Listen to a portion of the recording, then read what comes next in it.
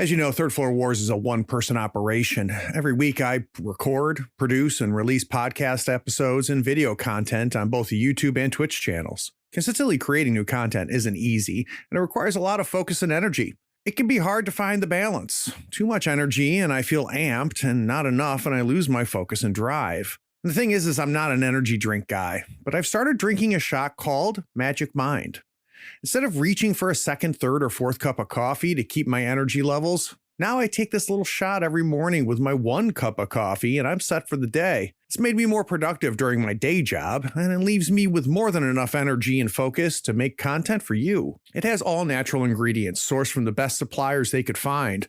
No sugar, nut-free, vegan, keto, and paleo-friendly. You should check it out. Go to magicmind.com/thirdfloorwars. That's magicmind.com/thirdfloorwars and use the code TABLETOP for up to 56% off your subscription for the next 10 days.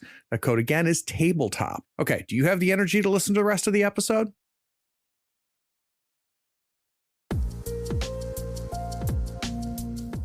But I guess the thing is that it's like, the rule is like make the game you want to play. That right. I wanted to do this activity. This is something I really wanted to do. So I was like, I don't know if this can actually work as a game, but I really want to kind of find out. None of my interviews play out the same way. This discussion, an interview with Ben, is my favorite type of interview. Forget we're recording a podcast and we just end up relaxing and geeking over games. Get ready, because his love of the hobby takes over this interview, and I love it. We talk about how Microscope came to life. We also dig in deep on his newest game, In This World. You are stronger than me if you can resist buying In This World after listening Ben talk about it. I love that getting people to think about concepts they may never explore is a design cornerstone for Ben. Stick around after the closing when I share in-between segments and chats. Normally, these are just small little snippets and discussions that we have between recording segments, but Ben and I put some meat in those discussions, and I want to make sure you get a chance to hear them. So stick around after the closer, because there's a 10-minute plus chat that Ben and I have that I just couldn't find the place for in the regular podcast, so I think you might enjoy it. Okay, sit back, relax, and enjoy my discussion with Ben. This is Guy Milner. When I'm not running one-shot games at conventions, you'll find me listening to Tabletop Talk. Howdy friends, Craig here. Today I'm chatting with Ben Robbins of Lame Mage Productions. Ben is the voice behind the Ars Ludi blog and the creator of several lauded RPGs. He may be best known for his award-winning, groundbreaking, world-building timeline RPG, Microscope. Ben, welcome to the Third Floor. Hello, thanks for having me. You have been on my hit list for a very long time, my friend. No, is this a setup? It is a setup. So when I started interviewing creators, I made like this giant wish list. And I've been working my way down it. And you have always been on it. So I was very, very thankful that we got connected. It was inevitable. You were going to, I like that better when I get a handshake versus I start stalking you and, it gets uncomfortable. So I'm glad we avoided that whole phase. But I will tell you, Ben, this is, I'm coming on well over 50 interviews with different RPG creators. And there's a very short list of names that continually come up, and yours is one of them. So if you like hearing your name, you should go back and listen to my past interviews. But like in a good way, right? In a very good way. In a very good way. Okay. Mostly good. Let's hope. Yeah. So whether you're aware of it or not, you have touched the creations of a lot of other games, which I think is kind of a neat thing. But that sounds good when you say it that way. It sounds very good. So I'll take it. I'll go with it. So you're going to get the standard stupid question that every podcast starts with, but we're going to do it a little bit different. So at some point, you knew nothing about rolling dice. You knew nothing about grabbing a sheet of paper, writing some numbers down, and pretending to be somebody else. And then it was put in front of you for the very first time. Can you take me back there? Yeah, that's actually that's actually a very, I think it's a great story. I like it a lot. This is back in, I started gaming in early 1980. It was when I first started playing D&D, like way back when. And probably, so maybe like January of that year, and maybe in December or November of the year before that, I was in a class with some other kids who I didn't know that well. They were like acquaintances, but and they were playing Dungeons and Dragons, and I didn't know what that meant at all. This is back when, like, what is D&D? I don't understand. Sure. And I remember being like involved in books and seeing like the little stand where they'd have the modules, and you'd see a module and go, what is that? I don't understand what this picture of frost giants is. I don't get it, right? I don't know what this means. And they would talk amongst themselves about their D&D game, and they would be like, yes. And they were very like, our D&D game, yes. And they were my age, but they had some attitude, right? And so I was really curious. I was like, well, can you explain this to me? Like, what's going on? And they're like, you might go into dungeon. And I'm like, well, how would you know, like, what was going on? Like, well, you might be going in the dungeon and you might encounter a gelatinous cube. And I'm like, well, how would you know? And I'm thinking like Monopoly. Like, how do you know you're encountering a gelatinous cube? Do you flip over a card? And the guy says, you would know because your flesh would start to melt from your bones. And like, that was it. That was all the explanation I got. And I was like, what? And I was like, they went on to play Vampire the Masquerade. I know. I was like, that's it. That's what you're going to give me. That's it.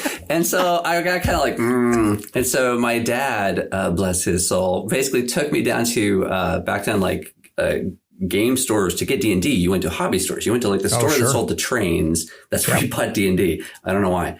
And we went down to this place downtown, Bill and Walt's Hobby Shop, which is a super, like, go down in the basement, like super old and sketchy, so sketchy. And I got the, was it the Holmes D&D? The one with they didn't have dice. You just got the chits. You had to cut out the chits. You had to buy dice separately. It was that whole deal. And I got it home and I read it, and I basically taught myself to play D&D and then got people together to play D&D. Like, nobody taught me how to play D&D. I figured it out from the book, which is probably pretty weird, I think. That's very unique. And looking back on it as an adult now, do you have a sense, like, there's a lot of people that bounce when they try to do it on their own, and you didn't. Do you have a sense of why it clicked or how you were able to get your arms around it? I don't know. I was already into like a pretty creative phase. I was like really into science fiction at that point, and then this just completely derailed that entirely. I tried to get my first game together, and I was like, this is going to be awesome. I'm going to be running the game, and I'm going to get, I think 4 is the right number. So I invited a guy who I knew who's sort of a friend, and then 2 other girls from my class. Like, perfect, 2 boys, 2 girls. This will be very proper, right? This is very rare in that time. Exactly. Neither of them showed up. They just ghosted entirely. And I'm not sure if I can blame them. I don't even know how I explained what this invite was, but they just ghosted. Never did. I don't know if they went on to great careers playing D&D. I hope so, but I don't think they did. But yeah, so my first dungeon mastering experience was basically with one player, running him through the module, the adventure in the back of the basic, that Holmes D&D book with the little, like, pirate cove and all that stuff. Yeah. And I was hooked. It was just like, and I became rapidly like a community teacher. I was bringing all these people into D&D, teaching all these different people to play D&D, and like people around the city. Like, I'm in 6th grade, and in 6th grade, I guess I told my teacher about it, and she was like, that's awesome. Why don't you teach the class? And so we had a in-class D&D game where there were like 15 students, and I DM'd them all in this terrible, terrible game that was no good whatsoever. But it was just like, no, we're doing it. We're playing all day D&D. Yeah. So, I don't know. I just got very sucked in, and it was just 100% like, I'm making stuff up. I'm doing it. So that community aspect of it's interesting, Ben, and the fact that you ended up becoming, processizing it and out there teaching it. I was an organizer. Early on, I was an organizer right off the bat. Is that something that was isolated to just D&D, or is that something you had done before? I mean, you're only in 6th grade, or is this something you did afterwards? I'm trying to figure out if that's normal. I thought I hadn't, but then, I didn't think I did. But then people told me stories of things I had done when I was like in 3rd grade. And I'm like, maybe I had been doing that before. I wasn't aware of it. It wasn't like an intentional thing. It was like, I wanted to play D&D, and to play D&D, you got to go play D&D. So it wasn't like a conscious, like, I'm organizing people, but effectively that's what you're doing. And there was like different cells of people who didn't know each other, but who I gamed with, and I had taught to game. It was just super fun. And it was because like, well, you need people to play in order to play the game. Right. And obviously that formative year or so where you're doing this had a huge impact on the rest of your path. Right. But now as an adult looking back at 6th grade Ben, what happened?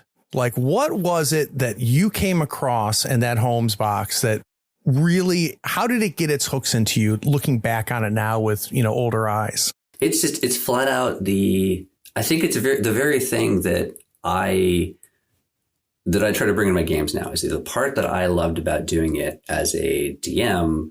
Playing is great, but the creative part, the fact that you get to make up the worlds and you make up all these places and you're making up forests and castles, the world building part of it. Shocker. Shocker. Exactly. Shocker. I know it all comes around, right? And that was super fun. And that's why I think if you ask, a lot of GMs anywhere, even if you never play the game, you can have fun for months and months and months, years and years and years, just working on your world and writing up stuff that never gets used. Yeah. And one of the things that, spoiler alert, the games that I made were kind of trying to do was like, hey, let's take that fun and let's do that together now. Like at some point in my career as a DM, I felt selfish. I felt like I'm making up the story. I'm making up all this stuff. And I'm not letting the players, do that. And they were mostly fine with it, but I felt weird about it. I started to feel like I was hogging the spotlight. And I'm like, maybe you guys should make some stuff. And that's literally what it is. I was like, well, what if we all make stuff together? That's the fun part. I like that. So let's do that. So we see at the beginning of the path, we see D&D and what a huge impact it had. What was the next big game? So as you watch yourself continuing down the path, what was the next big game that really got into you? The real answer, well, the wrong answer is Star Frontiers. Star Frontiers came out. We just threw everything aside and played Star Frontiers for like months on end. And we're like, forget D&D, Star Frontiers are the best Jar Jar pistols. But that's not the real answer. It was probably really Champions, the hero system. Oh, interesting. When I went to Shippensburg, the adventure game camp. Yeah, exactly. A D&D camp. I went to a D&D camp and I became a counselor a couple years in. And the counselors all played this much cooler game, Champions, that is just math. It's unbelievable math, right? You need a calculator to make a character. And that became the next big thing. But in hindsight, I'm not sure why, because like, it's very, very complicated. The mechanics of it are very crunchy. And maybe that's what it is. I think because if anybody who remembers old school D&D will remember that back in the day of D&D, you had to educate everything. Like if somebody wanted to like, I crossed the room and I attacked the ogre, the DM had to basically say, yeah, I think you can get there this round. Oh, and you have to draw your sword. You have to move around that table. Everything was kind of Mother May I. You had to kind of negotiate whether it made sense, which can be a little tiring. Whereas in the hero system, it was like 4th edition D&D, but decades in advance. It was incredibly crunchy and incredibly mathematical, and you knew exactly what you could do. So it was more like a battle map combat kind of thing, which was at the time a lot of fun, but a very different vein than the kind of creative world building D&D. Now, did you do just supers with a hero system, or did you expand out with other genres in the same system? Or we experimented a little bit, yeah, but mostly heroes. And I'll be honest, I'm not very good at superhero as a genre. Like it's a hard one. I'm just not good at it. I don't think I grew up as much comic book superhero. I mean, I read them, of course, but not. I look back at the plots that I was coming up with as a DM. And they're just terrible. They're just like, like you go to the bank, there's guys there, they're robbing it. Like, what's the struggle there, do you think? They lacked interesting character involvement. I don't know. They were just really bad in hindsight. So I was in high school. That's not something you saw with your other games. It's something unique to the genre. I think that in fantasy, well, like in fantasy, you can like a big overarching plot. Like there's a reason we're doing these things. There's a goal. There's a legend we're trying to fulfill or whatever. So you can kind of have characters fit in the branch. But superheroes as a genre can be very reactive. Like you are not the proactive. You're not the protagonist, right? The villains are the protagonists. The villains are taking action. Right. You're reacting to the villains. So it's very easy to fall into kind of the villains have the cool plot, like they've got the plan, but the heroes are just kind of like, oh no, we got to stop that. You don't really have superheroes having a big long-term plan that they're trying to fulfill, right? That's not the normal genre. Maybe that's what it is, but it might just be, liking fantasy and getting fantasy more, understanding it better. whereas not so much getting the superhero stuff. But anyways, my apologies to everybody who suffered through my superhero games. My complete apologies. So speaking of genres, then we talk about fantasy and why fantasy clicks with you, why you struggled with superheroes. As you went through and played several more games in your time, were there other games or other genres that put you in competition with fantasy, where you just came across and went, oh, I get this. Like, I like playing here. Yeah, but, I mean, I've always liked sci-fi, but I'm not sure I've ever really hit a ton of sci-fi like systems that have really clicked for me. Weirdly enough, I don't know why that is, but just a lot of times when I'm playing story games, or playing like light indie games, I will often gravitate to sci-fi, like futuristic settings, exploring the nature of, whatever society 100% tons of the time, but never back in like the days of like GMing games. That wasn't really a genre that we really ever took off with. But nowadays I do it constantly. Like for one-shot games and short games, it comes up a ton. Yeah. How often are you playing more traditional type games? Do you find yourself playing more of the newer indie and cutting edge type stuff, or do you find yourself going back and being a GM again? Cutting edge sounds so good. I like it when you say it that way. Yes, it's cutting edge. I mean, you try not to, it is, one's not better than the other, even if I like one more than the other, right? It's that thing, right? Right. Honestly, I don't GM much anymore. And when I do, I always feel weird about it now. Like, I think I've kind of gotten past that. I'm always still thinking like I should be sharing the spotlight with other people more. And even when I GM, I try to, it's just a different mindset now. I GM'd 100% of the time for the first 25 years of gaming. I GM'd entirely, right? I played a little bit, but I was almost always jamming. And now I've just kind of shifted to this other thing, where the thing that really interests me is this kind of collaborative, creative thing, and seeing how the group dynamic can result in something that's awesome. And it surprises me. That's the really fun thing about not GMing, is that I love being surprised by the things that other people bring to the table. I hate it when I show up at a game and I have like a strong idea of what should be happening. Like, to me, that's like, oh no, that's no fun. Not because I've already thought of it. I'm not interested, right? I want to even surprise myself. Like, there'll be games where I will be saying something, and even as I'm saying it, I'm like, I don't know where I'm going with this. And then it comes out, and you're like, oh, that's awesome. I love that. Like, I'm really happy with that. It is the best feeling. It's the best. Yeah. I just last weekend over the holiday, we're recording this just after Labor Day. There's a bunch of couples that I've introduced to board games, so I'm spreading the disease. And they're hooked now. They spend money. They're listening to the podcast. They're helping the economy. Exactly. So I said, you know what? I'm going to bring Fiasco, and like there's going to be either they're ready or they're not, right? And spoiler alert. Oh my God. They like, and I don't know what my problem has been. I always underestimate people's ability to role play. Yeah. And I've introduced, I use Fiasco as always my gateway because it's very easy. You can pick a play set that has a touchstone everybody's familiar with, you know, and every time I'm super like anxious, like this is going to be terrible. They're going to stare at me like, what the hell are you doing, Craig? Let's play Catan. And then I'll want to kill myself. But every time it clicks. And the reason I went on this complete tangent is because we were playing Fiasco, and like a thing comes out of my mouth. Suddenly my character is running a puppy mill out of my basement.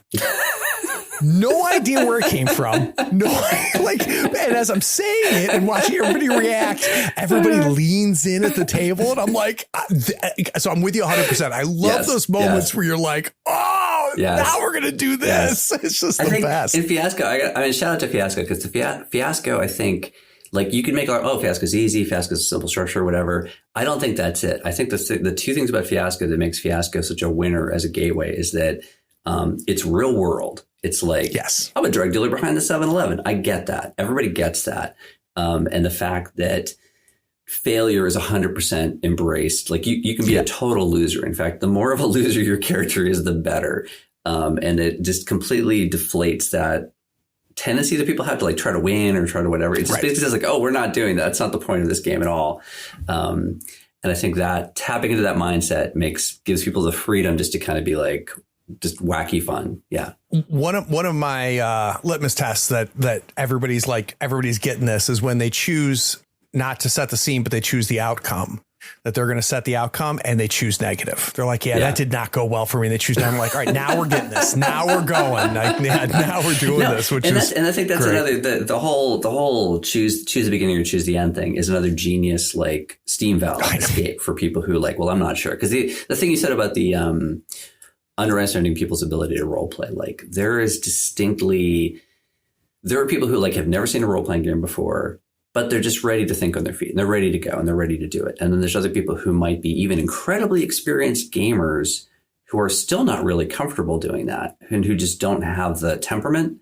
And so will feel, the spotlight, they'll feel put upon, they'll feel nervous, and they're just not comfortable.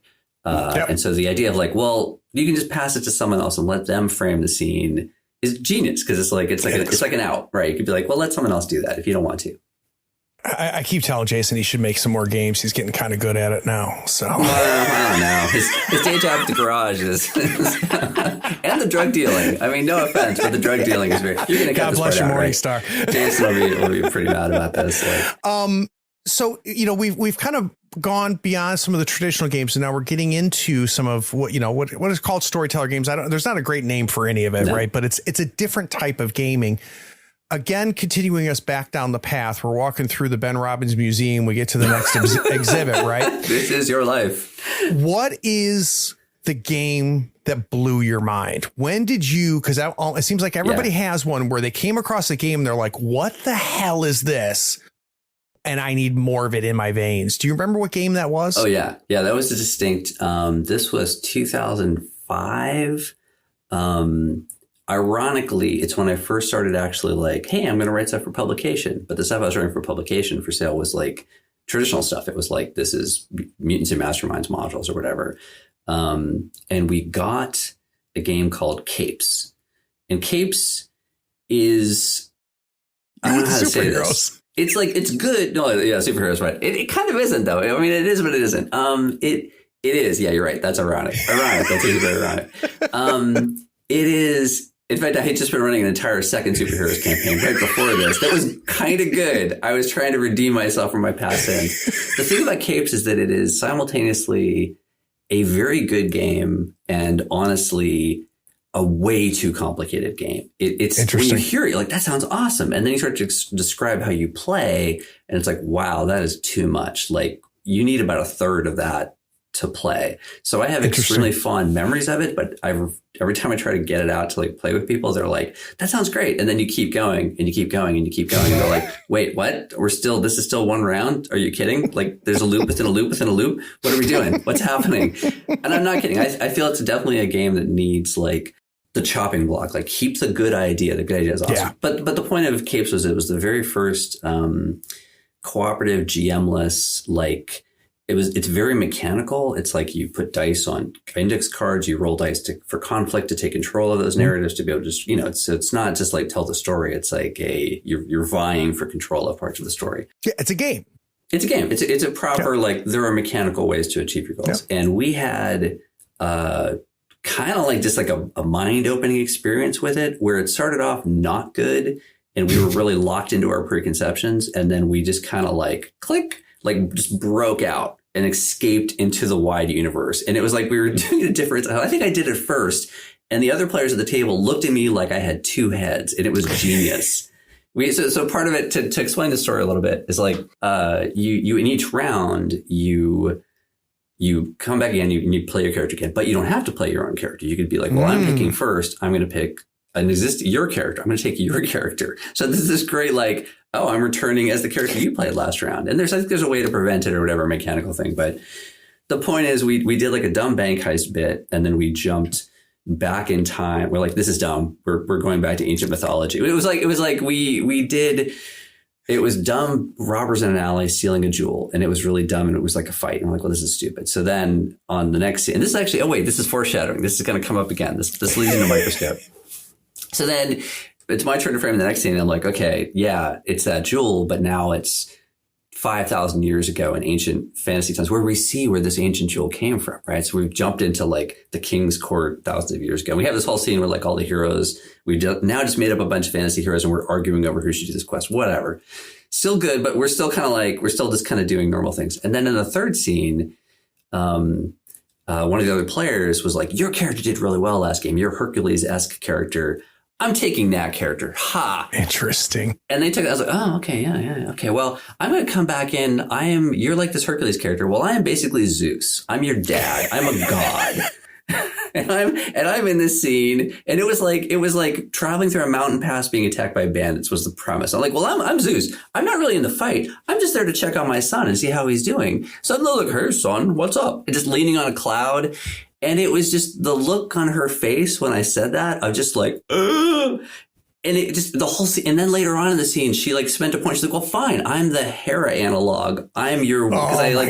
It just was the escalation. The other players at the table were like, I want to fight the bandits. What's going on? They were like, oh no, we're having a whole, we're making a goddamn religion. We're having a pantheon, like check it in the sun. It was great. It was a great, like, oh, wait. You're not constrained by, right. You're obeying what we agreed to, but it doesn't have to be on the small stage. We can just take it to the big stage. And not only that, we can take what looked like a fight and make it be interpersonal. Like now it's suddenly, it's not about the fight at all. The fight is irrelevant. This is about, is my son, the demigod, he hasn't called in a while. Your dad misses you. So it was just a great eye-opener. And sadly, we then tried to do across the next couple of years. I was like, there's a thing here. And we tried some other games, but it was very frustrating for about a couple of years. Every time we try to do another game like this, it just didn't click. Like people weren't, it's hard to shift when you've got a normal group. Like we've played D&D, or not D&D, but like DM'd games. Right. To shift to this different mode is hard. And I was not a good teacher because I didn't know what I was doing. Mm-hmm. And so it was frustrating thing for everybody to switch around into a different mode of play, until I basically wound up like going off and meeting other people who did do this mode of play. And instead of trying to convert, it's the lesson of like, you can't necessarily convert the people who like one thing to like another thing. And it's unfair to assume they will like it. So sometimes you need to be like, well, I'm going to find other people who do want to play these things. And then I go back, once I get it, I go back and I do play these games with them. But it wasn't like, you can't just be like, hey, stop playing chess at the chess club. I would rather play checkers now. Let's all play checkers. It's not really fair to do that. So when you talk about gaming, obviously we're talking about role-playing games in this sense. Is there other types of gaming that you love to do? Do you get into board games, video games, things like that? Or is it pretty much this, this type of gaming? I mean, I do. It's weird. Like, I do play some board games, but I'm not as into it, particularly since a lot of board games I've discovered over the years that, I have a lot less interest in competitive games, like particularly competitive board games. I'm just like, it's not what I'm here for. I'm just not interested in it. And there's a much smaller field of cooperative board games. The ones there's some very good ones, but then there's not a wide variety of them available. So I think it's a disappointment for some of my friends because they're like, let's try this new game. And I'm like, yeah, but it's not really, I'm not into it if it's going to be competitive, right? Yeah. And I'm not sure that the board game world has figured out cooperative yet. It's hard. Cooperative's hard. It's very, very hard. There's the list of cooperative board games I enjoy is really, really short. Yeah, exactly. It just, I think there's some advancements that are going to come. I don't think they've come quite yet. And if I'm going to do cooperative, then it's typically not a board game, unfortunately. Yeah, exactly. So the fun of like, we're going to beat the game together. Like Pandemic is always the most fine-tuned, almost too fine-tuned of an example. Yes. Like there's no margin for error, right? No. So it's a little bit too precise, but yeah. Well, and it calls in the quarterback too, which is one of the things that I struggle with competitive. Oh, I hate it so much. Right. But you're starting to see you're starting to see that dealt with in design. You're starting to see games that are allowing incomplete information, even though it's cooperative, and that's starting to solve for that. But I could do a whole podcast series on that. So we're going to skip that. No, so, but the coaching thing, to jump slightly, goes right into the story game thing, because that's another problem. Like if we're playing a cooperative creative game together, you can't coach people. Coaching kills the whole thing. It just it's dead in the water, right? Yep. No, I agree. And there's huge value in the fact that I camping trip last weekend. I have played Fiasco 20 times. They've never played it. We were all on the same footing. Yeah. We were all the same thing. The only thing I had is I knew how to start. But after that, like, I was seeing shit I've never seen. Exactly. And that's the most fun, right? And it's this weird thing too of like when you're the facilitator. So when I ran Story Game Seattle for like 8 years, right? And facilitator was the term we used for the, you know, it's a GMless game, but you're teaching it, right? You have no special rule authority, but your job is to remind people how the rules work. People mistakenly break rules all the time, or because they don't know what they're doing, right? Or they will coach, or they will take a turn out of turn or whatever. And your job is like, oh no, that's not how this game works. You know, you don't reach over and take the other person's card in the middle of poker, right? That's not how it works, right? That's against the rules. Let me explain to you why that doesn't work.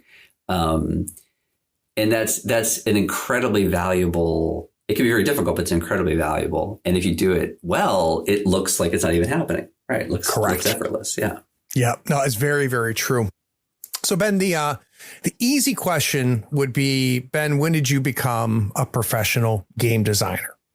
But that's not the question I'm going to ask, because it's easy. The hard question is, when did you first feel like a professional game designer? When did you finally go, and it may not have been the first game you made and sold. When was the first time you went like, oh shit, like I'm a game designer? Well, I'll tell you, so it's the slippery slope of that is that back in like the, whatever, like the 80s, you know, like the early 90s, right? There was I want to publish material. I want to publish world stuff. I want to publish modules. And back then, before third edition, before the SRD, you basically could not do that. You did it, it was like a lawsuit waiting to happen. And then on top of that, the internet, there was no internet. So it's like, what are you doing? You going to print something? What are you doing? Right. The barriers to entry for making material for the game you were playing, D&D, were just huge, impossible to overcome. But like, and I remember distinctly in the mid 90s, a bunch of friends of mine had a business meeting because we were talking about a game we were going to design to play, you know, so like it was always there. I was like, but for huge chunks of time, it was I'm going to make material for other games. And even the first things I did publish, like under Lay Mage, were supplements they were adventures for Mutants and Masterminds. And I just remember how incredibly limiting it was, because it's like I have to work with someone else's system, and there's all these things about the system that I got to work around and kind of fiddle with.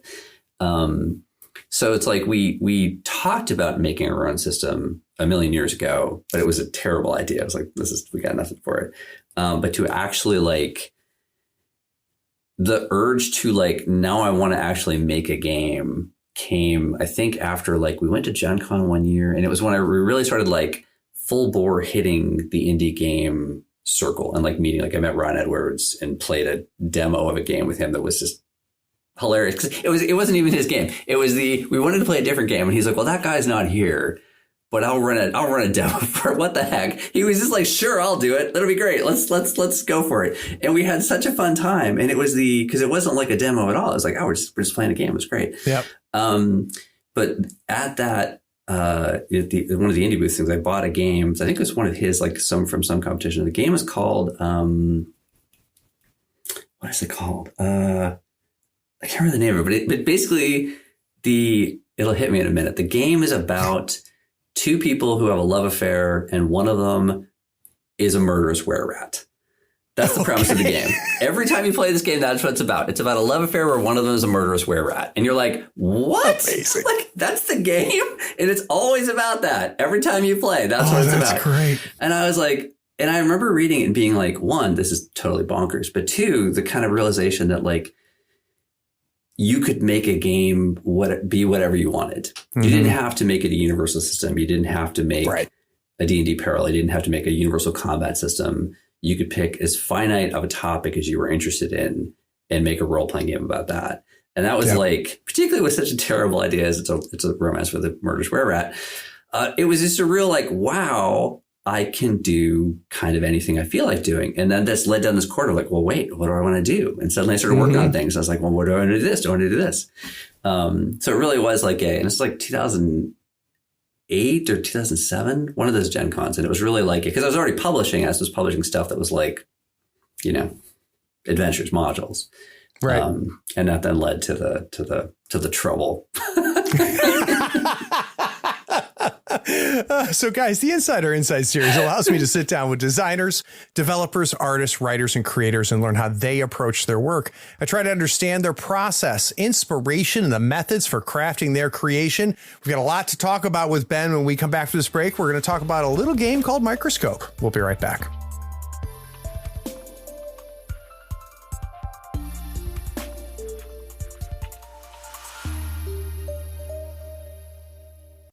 If you're an athlete, you know the greatest motivator of all is the fear of letting your teammates down. After all, a team is only as good as its weakest link. So you owe it to those wearing the same jersey as you to be your best every time you step on the field. That's why there's no vape in team. When you vape, you can expose your lungs to toxic chemicals that can damage your lungs. If you're a step behind, the team's a step behind. Brought to you by The Real Cost and the FDA. Attention all floor heads, gather round. I have a quest for you. You can simultaneously show your love for the show and embark on rewarding adventures. Head over to DriveThruRPG.com, your one-stop shop for all things gaming. Whether you're looking for rulebooks, maps, art, or epic tales to enhance your gaming experience, it is that one-stop shop. Now, in the show notes, there's a unique affiliate link.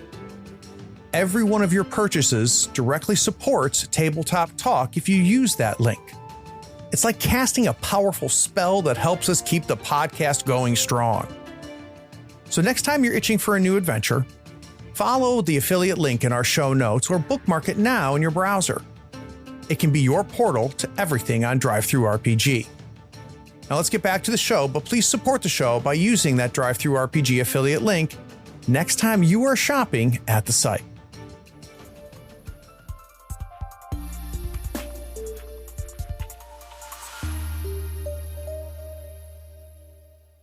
So without question, before I knew who Ben was, I kept hearing, have you checked out Microscope? Have you checked out Microscope? And Ben, to give you a little bit of background you didn't ask for, I am a Rumpelstiltskin. So I played role-playing games heavy through high school and college. And then I took a very long break, a 20-year break.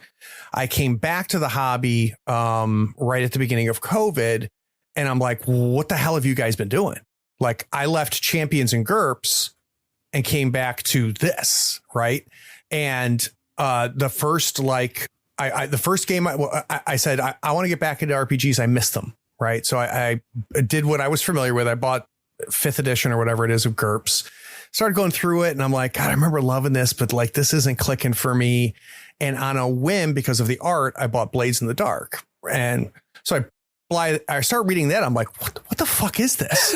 Like, I don't understand what the hell I'm reading. John Harper, what the hell? Yeah, like I literally could not understand what was happening here. So I ended up taking a bit of a step back. I got the Fantasy Flight Star Wars with a narrative dice, right, which was familiar enough, but pushed my limits a little bit. And anyway, so then I fell into it. But as I started, and this is where this podcast came from, I kept discovering all of these games, but not knowing how they came to be, right? What happened while I was sleeping for 20 some odd years. And everybody's like, have you checked out Microscope? Have you checked out Microscope? I'm like, fuck it. I'll go buy the goddamn game. Shut up. So I get it. And I got to tell you, Ben, and this was a year or two into this, I had a Blades in the Dark moment where I opened up your game. I'm like, what the hell is this? And what was really special about it, and we're going to get into this, I gave it to, I've got a professional writing friend of mine who makes his living writing. He and I have known each other since high school. We used to game in high school. And I sent it to Patrick and I said, Patrick, you got to check this shit out. like I think this is a big deal. And he's always been kind of my barometer of what's a big deal, especially in gaming, because he's not in it like I am. Right. So sometimes my head can get he comes back and he goes like, holy shit, Craig. And I'm like, OK, good. We're playing it. We're going to go camping. We're going to play it. And we just had fun with it. So very quickly, for those of you listening that are not familiar with Microscope, I think the best way to describe it is probably done by a person who we've already brought up, which is Jason Morningstar, who's been on the show. So this was Jason's blurb about Microscope.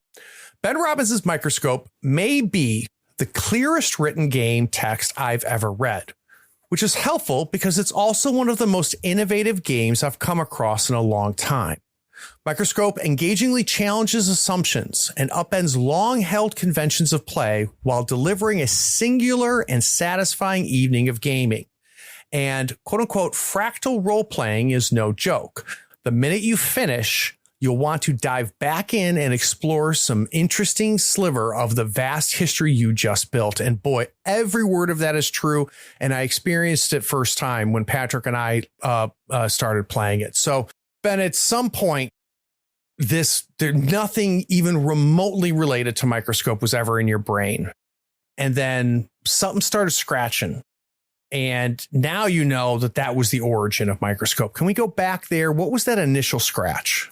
Yeah, if I start to really, before quick shout out John Harper. I played some of the best early indie games. Sitting down at the table with John, The Devil in Zail. If John ever hears this, great game, chef's kiss. Oh, we had such good times in Tony Daller's basement in Seattle. Oh my God, we had some fantastic just seminal. This is how this works. This is the fun. This is where the fun comes from, where we're all surprising each other. Just it's so good. Such good times. So Microscope, I in hindsight, the longer I worked on Microscope, the more I realized how far back Microscope went in my brain. That it was like, I thought of it here, but then I started to look more like, wait a second, I was doing that here and here and here. Like, to go all the way back to the D&D thing, that I'm a teenager and I'm a game designer, or I'm GM, I'm a game master. I would do this thing. I had this campaign game I ran from like literally when I was 11 to 25, 27, something like that. And it was, one game world, and had all these different groups who had played in it across time and college, out of college, whole cross, spanning thing, the typical long-term D&D game, tons of different players who played in it, which lent it a sense of reality, because each person that played in it was like, I know all these other people have also played in this world. You're not just making this up in the moment, which is super fun. But one of the things that happened with that was that history was kind of a big thing. It was like, hey, we're playing now, but we know in the past these things happened, and that's why this is happening now, right? And then over time, I would just start to be like, well, what happened in this chunk of history? And what happened back here? I would kind of like build in my head different sections of the past and see how they kind of integrated and led to the future. But then not only that, at some point I was like, well, hell, let's play some games in those periods. So I actually I would run like one-off games, like, okay, this is going to be during the Silent War. This is going to be like and people would know, oh, this is 400 years before the main game. And it's a normal adventure, but it was like the whole culture is different because we're in this different era. And I was doing that without really, again, no idea that was really like a Microscope thing that I was doing, even back in college. But I think it's that I've always, one thing is I have a very good memory, apparently. Like, I remember things from way back that people are like, I don't remember that at all. And I just think it's how I look at things. I look at things as like, I will remember things in the past as being connected to the present, for example.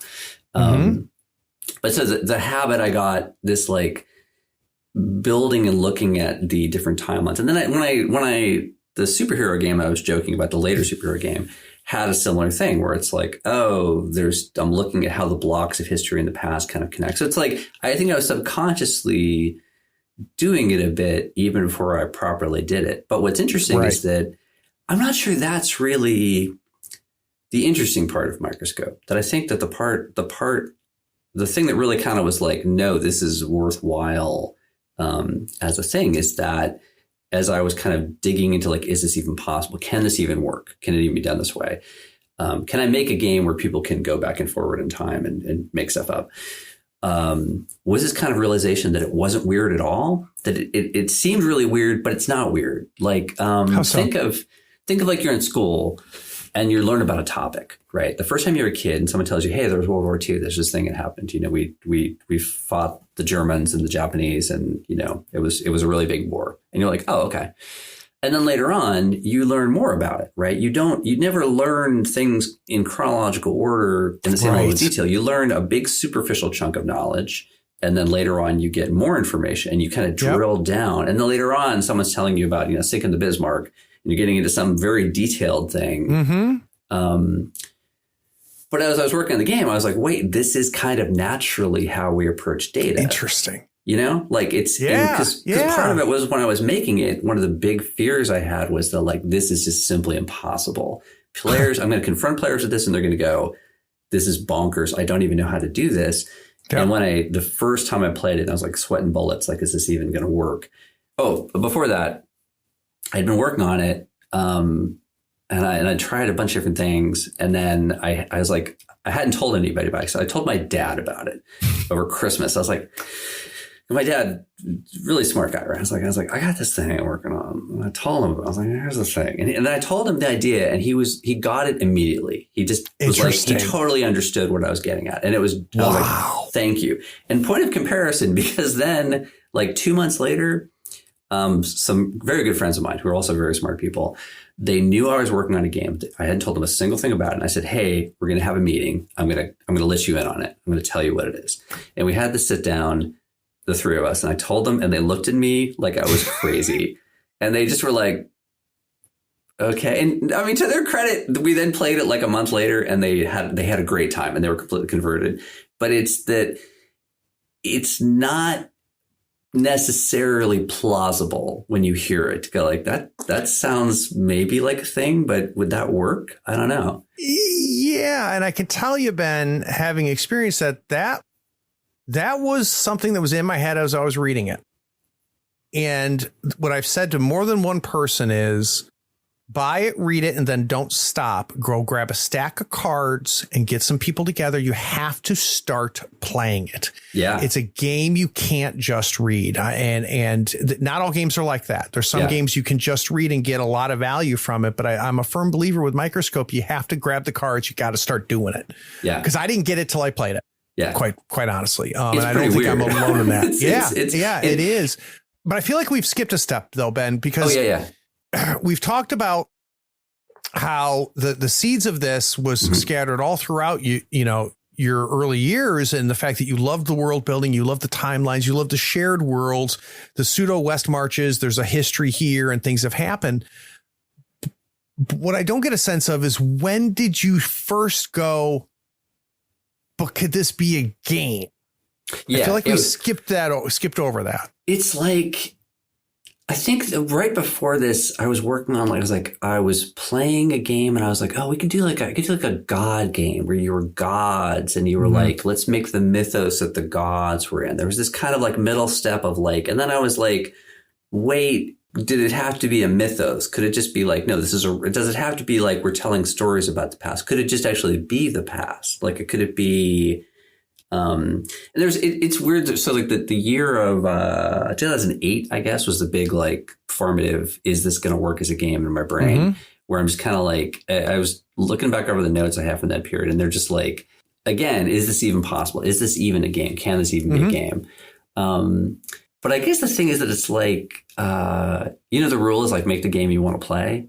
That I wanted to do this activity. This is something I really wanted to do. So I was like, I don't know if this can actually work as a game, but I really want to kind of find out, because I want to play it, I think is what it is.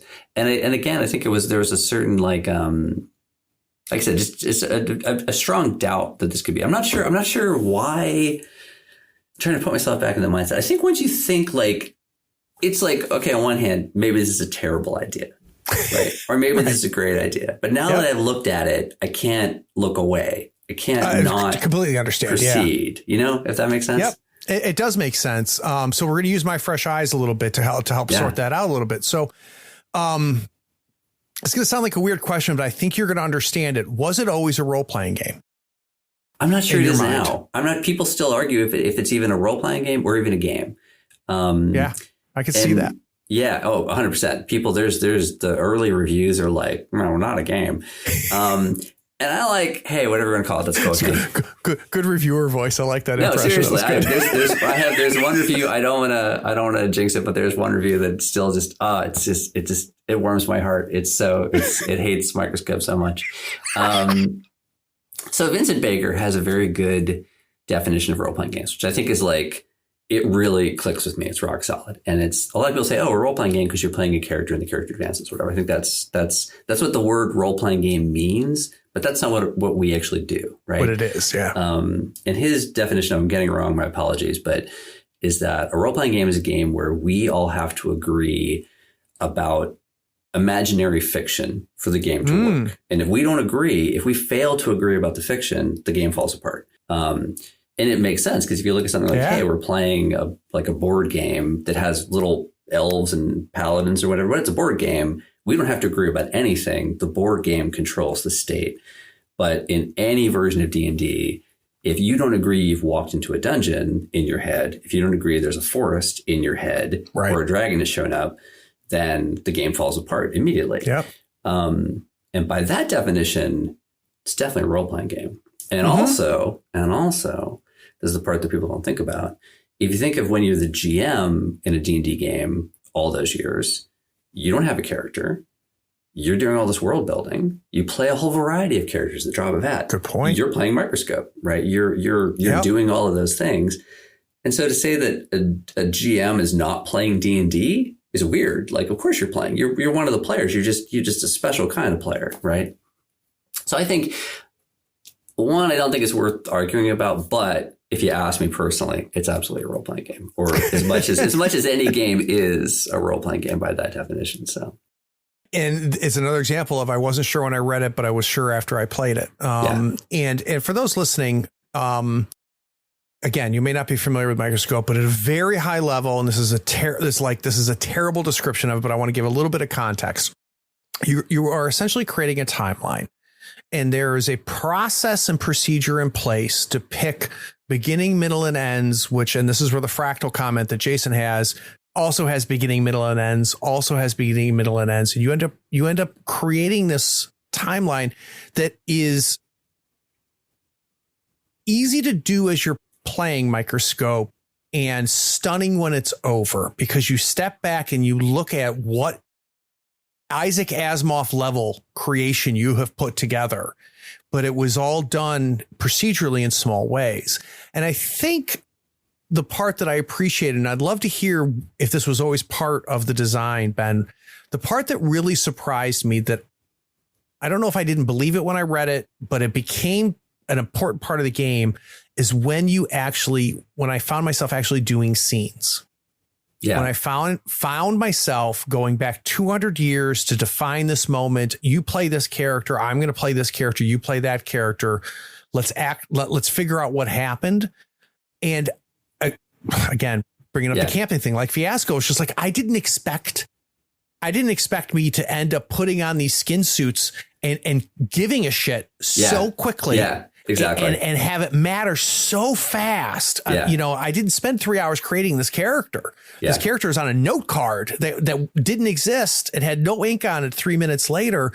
Was that always in there, the ability to drill down to actual scenes, or was it more macro to begin? Or no, it was always supposed to be the full spectrum. Supposed to be the like all the way from the global down to the lake, in the back room, what literally happened in that moment between the people. Because it's exactly right that a lot of people will say, oh, I play Microscope, but we don't play a lot of scenes. And I get that, because scenes do take up more time at the table. And I think that is if there's a flaw of the game, that's definitely one of them. The scene rules should be more streamlined so that you could jump into a scene even faster. But I'm very critical of the game. So it should be. But that moment, it's my job. It's what I do. At this moment, the moment when you step into those characters' lives and you be the characters, and it's a total shift of the dynamic at the table, because up until then, you've all been speaking individually, you've been narrating, and now suddenly we're all back looking each other in the eyes, being these people. It's such a weird shift, but it is the full closure. It brings all the stuff that's happened before. Exactly. down on the table with you, and it can be so intense, right? These moments. Super intense. Super intense. Yeah. And even when you know it's going to happen, you know this person's going to die one scene. You're like, you know they're about to die in this event. And that's even more liberating because you're like, I don't have to fight over the outcome exactly. Someone would say we're not fighting over what, we're fighting over why, right? We're talking about what they feel, not like we kind of know the big picture of what's going to happen. Maybe small things might go differently, but we don't understand these people yet. And now we're going to. That's what the scene is for. And as somebody who grooves on history and grooves on, going down those rabbit holes within history and, not wanting to know when Hitler won the election. I want to know about the election he lost first, right? I want to learn the things that led up to night, right? What was he thinking? Right. Yeah. And it, the game, again, I didn't capture this when I read it, only capture when I played it, really does an amazing job of that. Now, let's imagine, Ben, I go back 20 years ago. No, 15 years ago. I go 15 years ago and I break into your house and I steal the first notebook that had the beginning ideas of Microscope. Okay. Yeah. I go now over to my shelf here on the third floor and I grab my copy of Microscope and I put them next to each other. There's going to be a lot that's changed. What didn't change? What am I going to see in that notebook that I also see in my copy of Microscope? There's the very first notes of like, could this even happen? Right. And I'm still kind of forming it. And then there's the what I'd call the first, this is now actually like a game structure. I figured out like a structure that I think is a game. That structure that I think is a game, before we even ever play tested it for the first time, that is alarmingly similar to the end result. The only things that kept moving around were things like legacies I struggled with forever. And also the kind of like the fine points of how exactly do you educate people to saying whatever they want during scenes. Those kind of two things were the big hobgoblins that I kept going back and forth on. But things like periods, events, and scenes and focuses, all that stuff, by the time I was ready to play for the first time, that had been solidified and just never changed. It just never moved. Before that, like in the very proto days, like a couple months before I was like, it seemed too simple. It seemed too easy. And I rebelled against the idea of just making it be like periods, events, and scenes seemed like such an obvious hierarchy. And I was like, what if I made it like no joke. I was like, I can make it like a spiral and like there's shit's moving in the spiral. And I had these message words like, it could be like sine waves. Try to turn into capes. But there's this thing where you kind of go like, wait, what? Like I'm very ruthless with my own designs. I'll look at it and go like, why am I doing that? Does that get anything? Am I just trying to be clever? Is there any benefit to that? Or should I just kill it? Like, and there's all these like, I'll do it this way. Nope, that's dumb. And I was like, no, the simple approach, and I say simple, but because like that part of the game is simple because the whole concept is weird, right? It needs a simple structure because you're going through a weird brain thing. You don't need me to make it more complicated. It's already pretty weird just in content. So no, alarmingly, like some of the, but like, here's one big thing that did change. What changed less was the structure and more the what I realized needed to be emphasized and not emphasized. For example, early on, I emphasized a lot like, hey, this is really weird and jump back and forth in time. And this might have hard for your brain. I stopped doing that entirely. I was like, I don't need to do that. Yeah. A 10-year-old plays this game and they rock it. Yeah. The other thing that was a big thing, and I think like maybe our first and second game, very first early 2 playtests really suffered from this, and I really realized this was a problem, was that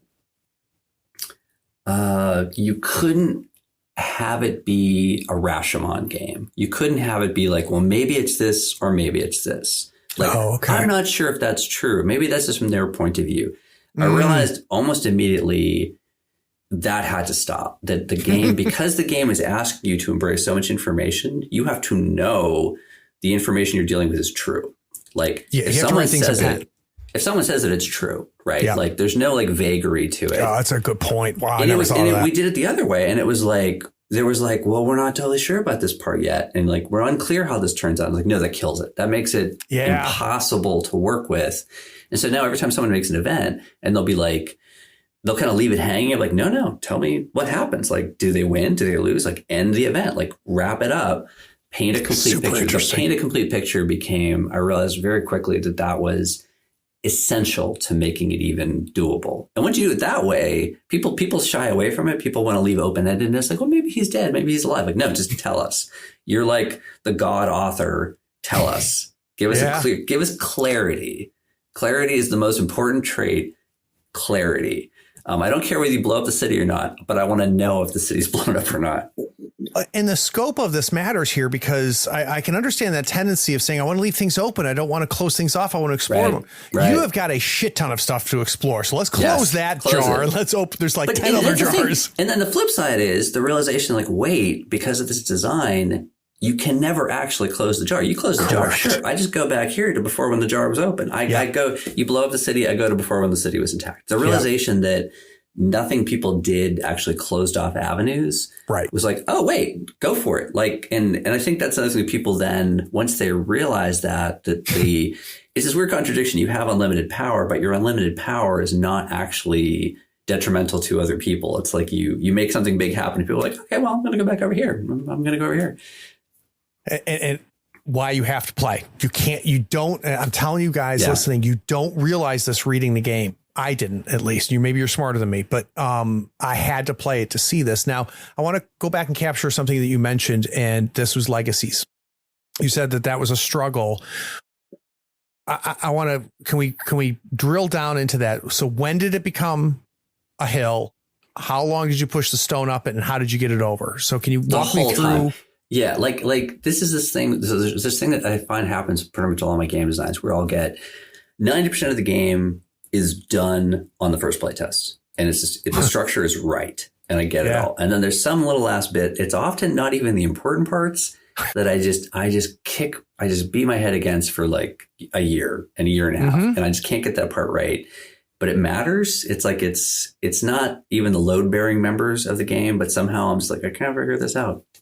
Legacies. So originally, in one kind of early, in fact, in playtest, this happened for a while. There was an idea of like counterbalancing drama. That like if good things happen, like, before there's a high arc, there's going to be a low arc. And there was this whole drama system where you'd put tokens. Like if you were in a light period, but you put in a dark event, that created a drama token to imply that there's a contradiction and that must be resolved somehow, which was cool and made sense, but didn't really, it wasn't needed to get people to create the structure I wanted. And legacies for a while, it was like, Excalibur is a legacy that appears throughout, and people could like literally invoke the legacy to then change things. And I was like, it's cool and it would be good in another game. In this game, it was not needed. That was a very cool idea that served no purpose in this game. And so legacies went from being this like tool that you would use during play to kind of like pivot things. Like I want the scene to be different. Like I'm invoking the legacy to wait, that's not the point of this game at all. And they became basically kind of a totally different function, which I like much, much more, which is is a micro focus. It's like you got the focus, which keeps everyone's attention for one loop. But then you have this little tiny bit where one person can kind of go off book and talk about something else entirely. And then we go back to a big loop. So it's like a big loop, a little loop, big loop, little loop. So it gives people some freedom to kind of like explore off where they want, but while keeping everybody else together. How did you get there, Ben? It's partially so West Marches. One of the big things in West Marches, and even in the New Century City, the second super campaign I ran, they had big groups of players, and the players were not all in the same game. And so there was this phenomenon of like, you have seen games 7, 9, and 13. Someone else has seen games 7, 8, and 11. You two have totally different viewpoints of what this game is like because you've seen different stuff. I, the GM, have seen all of it, but I recognize therefore you've got different points of view. And you don't want that. A little bit of it can be fun, but like with Microscope particularly, it was like, well, no, I want everyone to be exploring the same space, which is where like the focus has come in. The focus is like, hey, don't just jump all over the map. Let's talk about the same stuff. Let's stay in the same game together. Right. But then there's like, okay, but can be also kind of like, you need to give people a little freedom to like close subject matter that they find interesting. So it's like, again, it's a little escape valve within an escape valve. It's the steam valve escape valves of Microscope are like there's a long list of things that allow you kind of an out to go do something you want to do while still kind of constraining you. And that's what legacies kind of became. They became this like, and I think a lot of people, if you play like a one shot, they don't matter that much. But if you play, we've played like 7-session games where they really come up because it's like, oh wait, I'm bringing back this legacy from like 4 games ago. I've got to do that. I haven't done that yet. Yeah. It'll happen when it happens. It's got to change the game when you expand it out like that. Because I've only played one session at a time for one timeline. But the idea of that's interesting. I'm gonna have to explore that. You become the way I describe it is because it's like you like it was 3 of us did this, right? You become like PhDs in this history. Yeah. You guys, know it so well. Like the cards are like, we had the cards spread on the floor at this point, but you're kind of not even looking at the cards. You're kind of like, yes, well, this would be this period. You're kind of like in your head, you've got this like elaborate knowledge of this setting. And it's the best part of it is that even after you get all this left, when someone just kind of reaches down and goes like, boop, and just spreads like a period apart and is like, but guess what? In the middle there was this whole thing we didn't know about. Yeah. It's fantastic. Yeah. So a lot of times, when we talk about game design, we talk about touchstones, and we often talk about touchstones at the beginning, right? So I watched this movie, I played this video game, right, and I was just like, but I'm noticing that sometimes it's in retrospect that we identify touchstones. And I would like to get an idea now that you have printed Microscope. Do you have a sense of touchstones now looking back on it that you realize, these were part of the game? Yeah, it's tough. I mean, like, you say things like, oh, you like Lord of the Rings, you like going back and like, if you look at okay, that's the weird thing. So the finished fiction of any Microscope game is a chronological history, right? That's the end result. But that's not the process of Microscope. So to say like, I'm a history buff, I like history, doesn't actually tell you the thing. But flip side, like I said before, it's the way we learn things. That it's how you learn things in school. It's how you learn things now. And it's even how we, like I said up at the gym, it's how we create things. Like even this discussion about Microscope is first there's a big idea of Microscope. And then I'm drilling down and making Microscope, right? Microscope, the creation of Microscope is in fact a Microscope game in a certain sense. Well, I feel like, and I think you'll agree with this. I didn't feel like I was creating anything. Yeah. I really felt like I was discovering things. Exactly. Yes. Which makes it super special, right? Yes. Because, but I was creating things, but exactly. But because of the procedural nature of it, because of the structure that you've put in there, the valves you've talked about, the small to big, there are guardrails, which helps, doesn't hinder. That's what it was. Which is like, hey, let's go there. Yeah. No, what you're describing, that's how it used to feel. Well, like when I was playing D&D, that's how it would feel. I feel like I'm discovering something in my world. And that's exactly the feeling in a Microsoft game when you're like, oh, I'm in the zone, because you feel like you're uncovering this stuff. And you kind of are, because other people say things that inspires you. So you're kind of discovering it from the things that they have said. No, that feeling is like peak. That's peak Microscope. That's good stuff. No, and it works. It works, but you got to play the goddamn game. I'm just saying, you got to play the game. People have heard me talk about games before. Blades in the Dark is one of them. Where I tell them, yes, you should play Blades. But you can buy Blades and read it and never play it, and you're going to get an incredible amount of value from that. An incredible amount of value. Microscope, I think, is different. I think you need Apocalypse World is another great example of like this is a treatise. Yeah. Yes. No, I completely agree. Yeah. So, guys, we're going to take a break. When we get back from this break, we're going to talk about another game. We're going to dig into a game that I'm not nearly as familiar with, so I'm excited about this. We're going to talk about In This World. We'll be right back.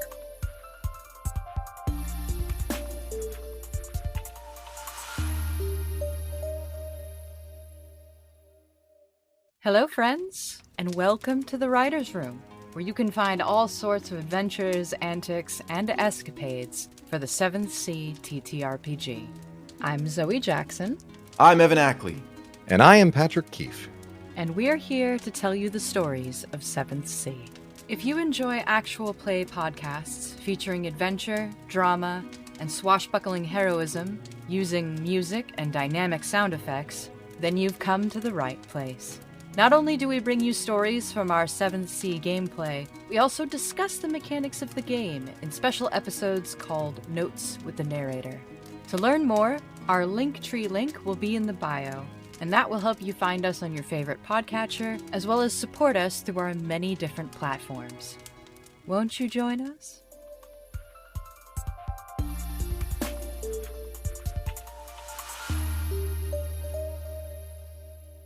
So, you've been typecast, right? Yeah. Like Ben makes games about making worlds. And that's not all you think about. That's not all you do. But then we have in this world. So I'm going to read the blurb about in this world. And the first question I'm going to ask you is, why is it not Microscope? So just be prepared.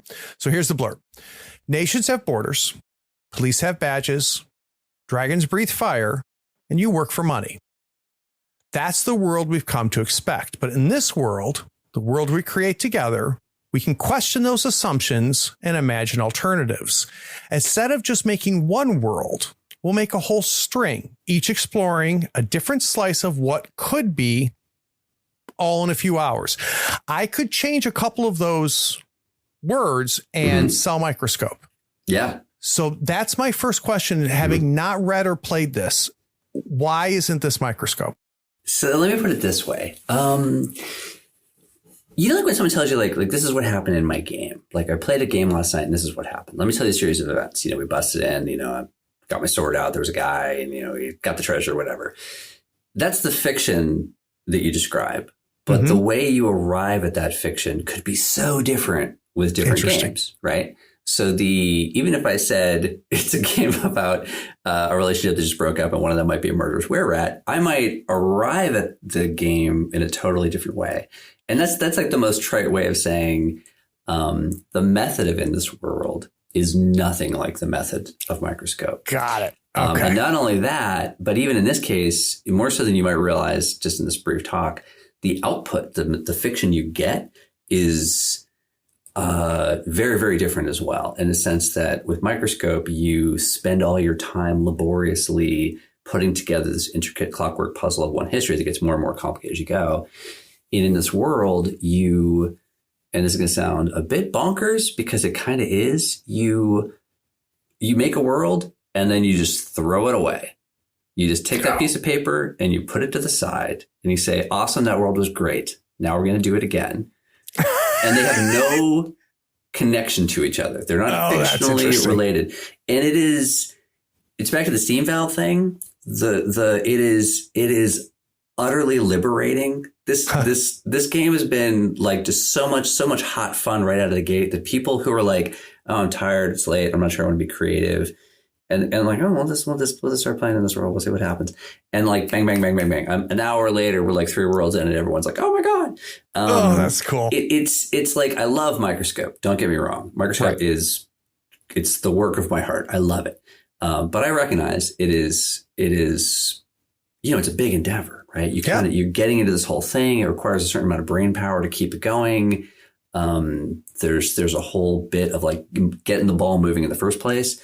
This game is like the flip side of all of that. This is like the creative sparks, but without any of the work to get there. And when I say without any of the work to get there, I mean that like incredibly literally. This game handholds you right up to an awesome first moment, and then you just fall right off the cliff. I'm not kidding. I'm very, very happy with how this turned out. You are very good at selling games, my friend. You are very good at selling games. Here's how you know when your friends are like, you get the gaming groups. I have a couple different weekly gaming groups, right?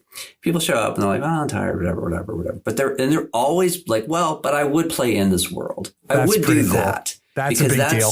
Easy. It's easy and it's fun, and I know I'm going to come up with something good. Oh, that's and cool. I don't feel like I have to work for it, right? Because that's the big thing. It's like you're putting in effort to get something out. How easy can you make the work, right?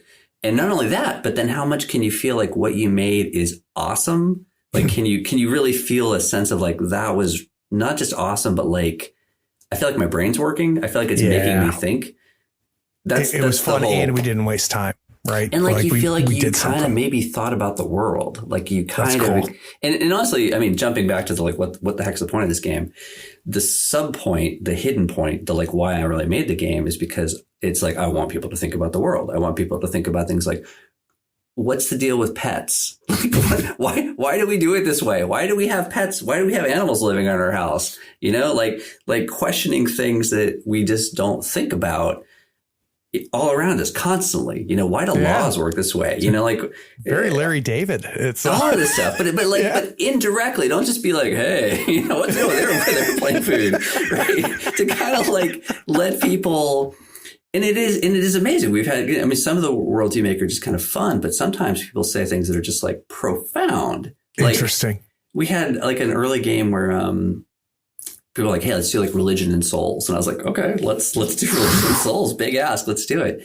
And one of the very first worlds we made was where people go to church, but the priests are all atheists. The priest's job is to basically challenge your faith and be like, and really be like, hey, don't believe in it. And the church sanctions that. That's what they want. They want priests to basically say, like, why do you believe this stuff? To really make people question why they believe this stuff. And it's part of the whole teaching. You're like, oh my God, this world is bonkers. And it just got so good. It was like, wow, this is fascinating. Yeah. Like, yeah, that should be. Anyways, it's just, it leads to such interesting, thoughtful, like, good stuff. Good stuff. And I'm going to ask you something before we get into my normal routine about the history of this game. Yeah. And something just popped into my head with what you just said. And this ties back to what I was talking about, my professional writing friend, Patrick, who was blown away by Microscope.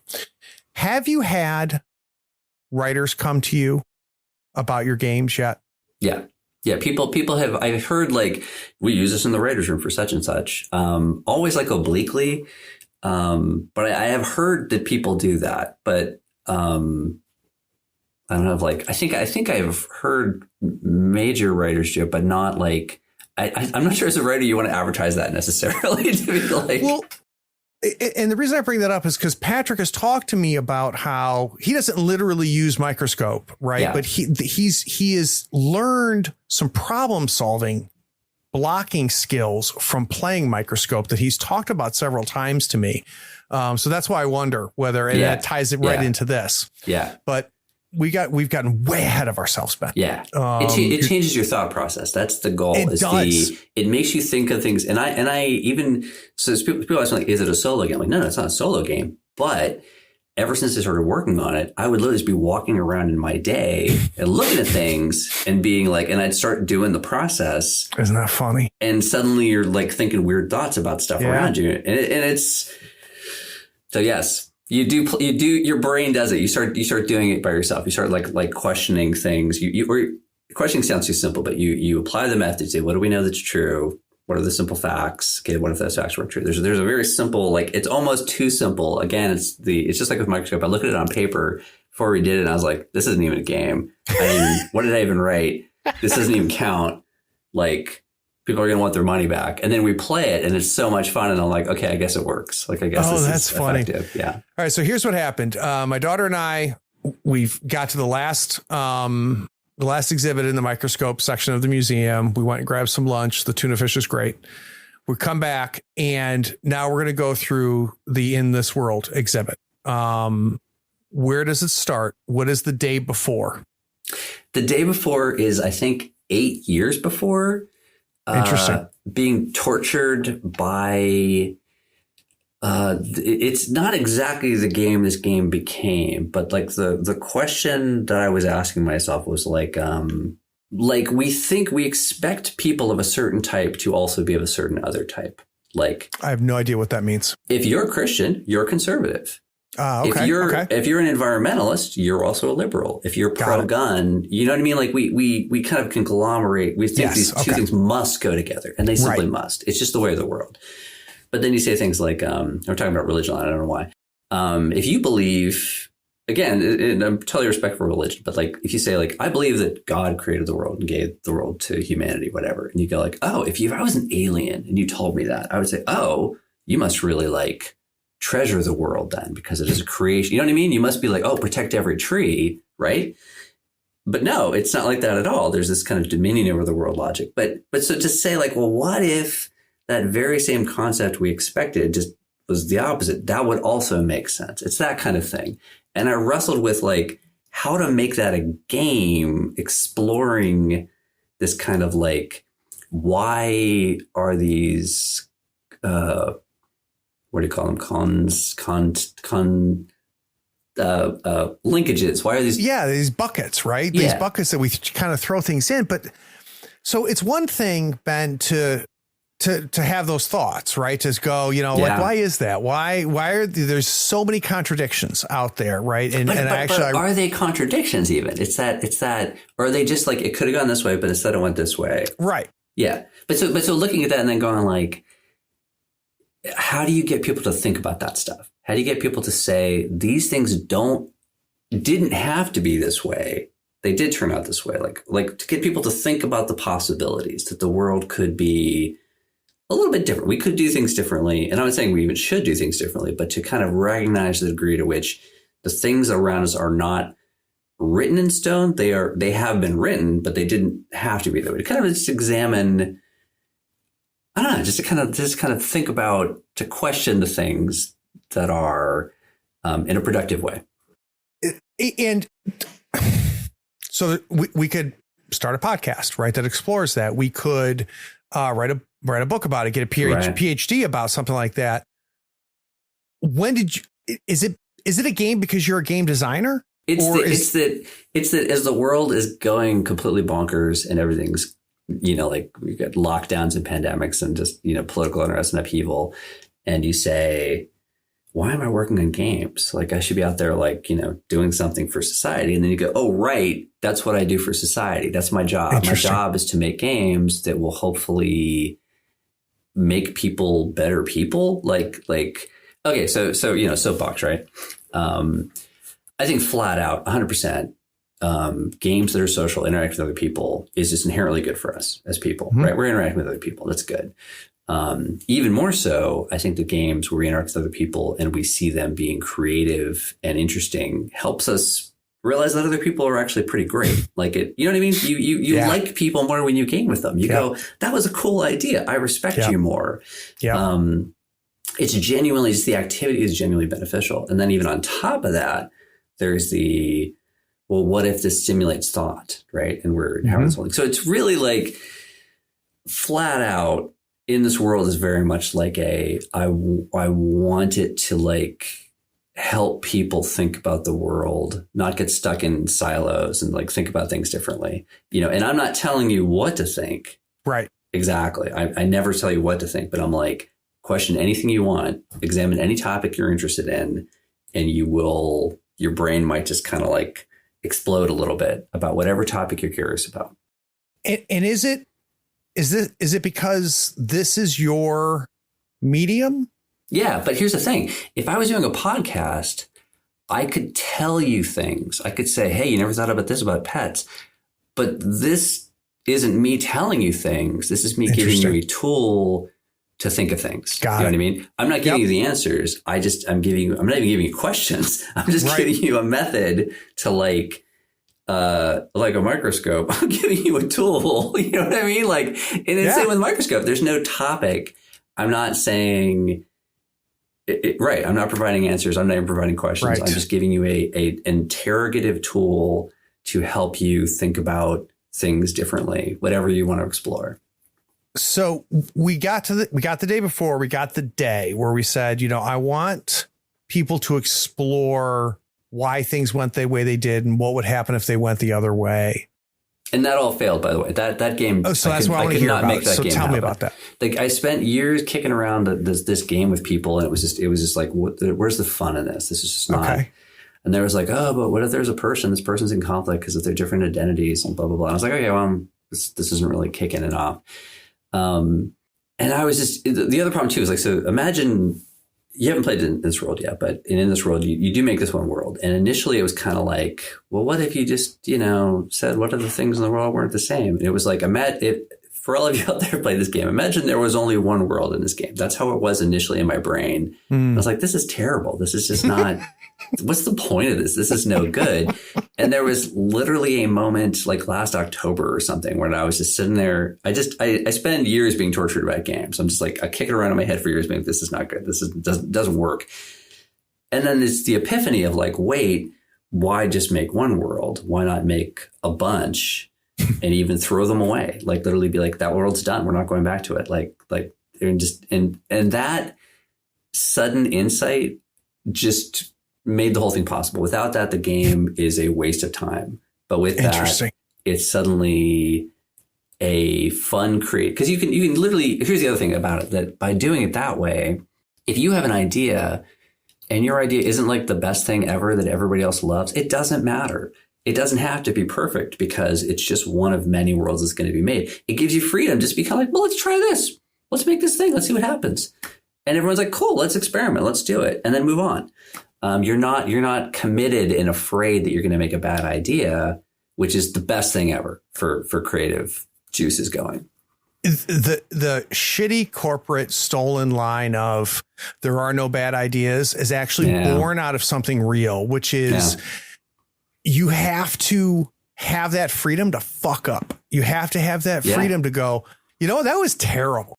And if otherwise you second guess yourself, you stutter, you're afraid to step out that, and you might step out in 10 limbs and 9 of them break, but oh shit, that 10th one you never would have gotten to, right? But if you think of like so many normal game structures doesn't have that. If it's like we're playing a linear straight adventure game and the GM does a weird thing, like, well, now we're down this road and we're now stuck with it and we don't have any way out. And you're like, well, crap, like, you know, it's no one's fault, but it's like, but every player at the table knows that we are committed to whatever we say and they're stuck with it. And it's like, that's just the nature of the beast. So to have this be such a different, I mean, Microscope does it a little bit in the sense that you can kind of jump to different points in time and kind of be like, well, I'm going to go over here instead because I don't really like that part. But this is like taking that to a whole different level.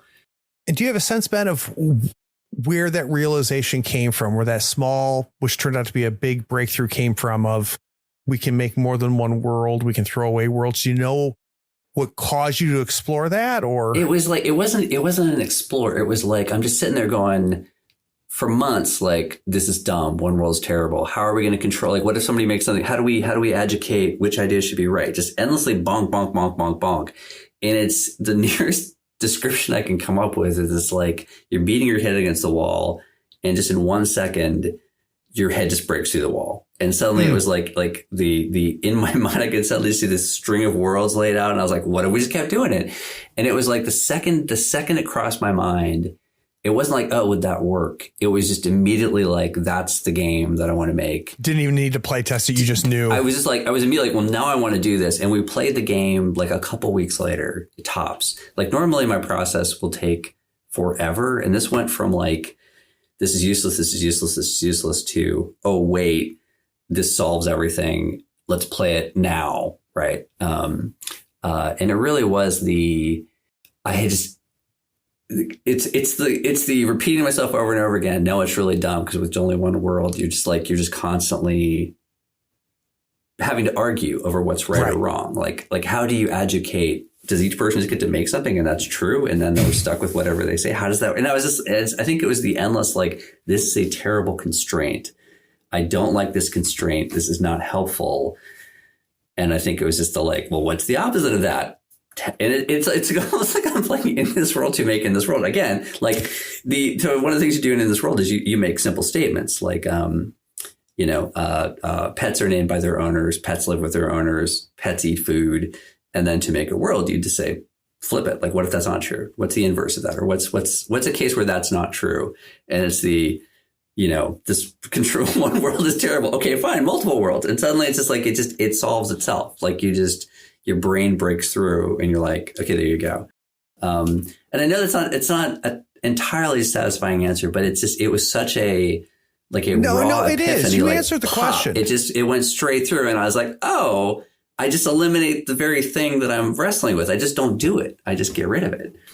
So something that we skimmed around with our discussion with Microscope, and we've kind of done the same thing here. We've done a drive-by on this idea a few times, and I want to stop for a second, which is we spent a lot of time talking about you by yourself thinking about games. And what I would like to get an understanding of is because it sounds like you have a core group or several groups that you're throwing these poor people. You're throwing these games at them, right? Yeah. Can you give me a sense, and let's use In This World to do that, what you are learning by watching other people play these iterations? What are things that you have taken back from the table that have changed the game? Yeah, it's In This World is probably less of an example, because In This World really kind of like Athena sprung fully armored from the head of Zeus. Let's go to Microscope. Microscope is a great example. Microscope is literally, and this is 100% like I play, and even as I'm playing, I am watching. I'm not being weird during the game, I hope, but I am watching like a hawk every hesitation, every pause, every moment where you can see people having a little not sure. I take that back. The very first game of In This World was played with like the True Brain Trust, like Mark, Caroline, and Pat, like old school Story Game Seattle people, totally hardcore players. And there was one step I did in a backwards order that I immediately saw should be the other way around. And that game was good, but I could see how that was even still kind of slowing down their creative juices. It is, I do this thing, like I really don't want to waste anyone's time. And I really hate bringing a game to the table that I do not already feel is basically awesome. Like I don't like proto playtest with my friends. I often don't even tell anybody. I'll work on a game in secret for years and not even mention it to anybody. If I'm talking about a game, it means I've either given up on it or it's done. Those are interesting. Or it's like ready to play. I think. Why is that? Why do you hold it so close? I think it's because there's this thing that happens where if you start explaining something to somebody, they say, "Oh, you mean like this?" Or they say, "Oh, like this," or they think about this. They start giving you feedback. They taint it? They taint it, because it's like if you have a weird idea, like Microscope's a great example. If I try to explain to somebody Microscope early before it's really gelled in my head, it would become something else. It would become normal. And I didn't want it to become normal, right? I want the idea. So I think we didn't touch on, and this is actually probably very topical to like the how the game gets made. I do this thing every time I'm working on a game, or even I'm thinking about a game, I will almost always write down what I call like maxims. I'll write down like things I want the game to be, or things I want out of the game. Like, they're basically like the laws that I'm trying to follow with the game. And I will write those down and keep them until the game is done. Mm-hmm. And they're like my touchstones to go back and be like, am I making the game I said I was making? Am I accomplishing the goals that I intended to accomplish? And sometimes you don't. You look at a maxim and say like, okay, that was like for Follow, there was a whole idea that I was like, well, I just can't work that in here. It's not going to happen. Like, I'm going to let that go. But you see game designers fail to do that, and you see their game drift. And you're like, you meant it to be about this, but now it's about this. And that's cool if you meant to do it, but like you should know you're changing course and you should embrace it. You should never do it by mistake, right? So that's one of the things that how do you know to follow the drift though, Ben? Right. So how do you know, like there's times you've got your North Star, your truth statement, and you go, whoa, Jesus, I'm going I got to get back in the right lane here. I've drifted too far. But it sounds like other times you go, fuck it. I'm not even going to drift. I'm going to take a left turn here. Is there a way you know when? It's the you, the designer, are the only judge, right? But you have to know, if you know you're doing it. And like I said, that's why the maxims are nice, because you can go back and look and say like, this is what because you get lost in the weeds, right? If you've worked on a project, particularly I work on projects for just way too long. I'm not a good example, right? Like Microscope is like 2.5 years development, something like that. For just me, like that's too long for a game. It's like 80 pages, not even 80 pages. Like the game itself is like 30 pages, right?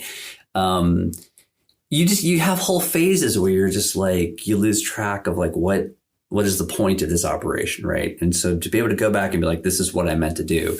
And you might go like the thing I was telling you about the identity game, That just, I was like, no, this is not the game I want. Right. I actively was like, this is not it. I'm doing this other thing instead. But I have to consciously make that decision. If I just drift, if I just forget, then you're just kind of responding to like the last thing that happened in a playtest. And you're just kind of, you got to be the judge, right? So I am walking down the street with you and someone comes up and goes, holy shit, you're Ben Robbins. Like, how did you see my picture? And they go, you made In This World, and we just played it last night. What could they say after that would tell you, fuck it, I did it? What would be the next sentence or two that would come out of their mouth that would make you then, as we continued on to go get lunch, you go, see, Craig, it's a goddamn good game. What could they tell you?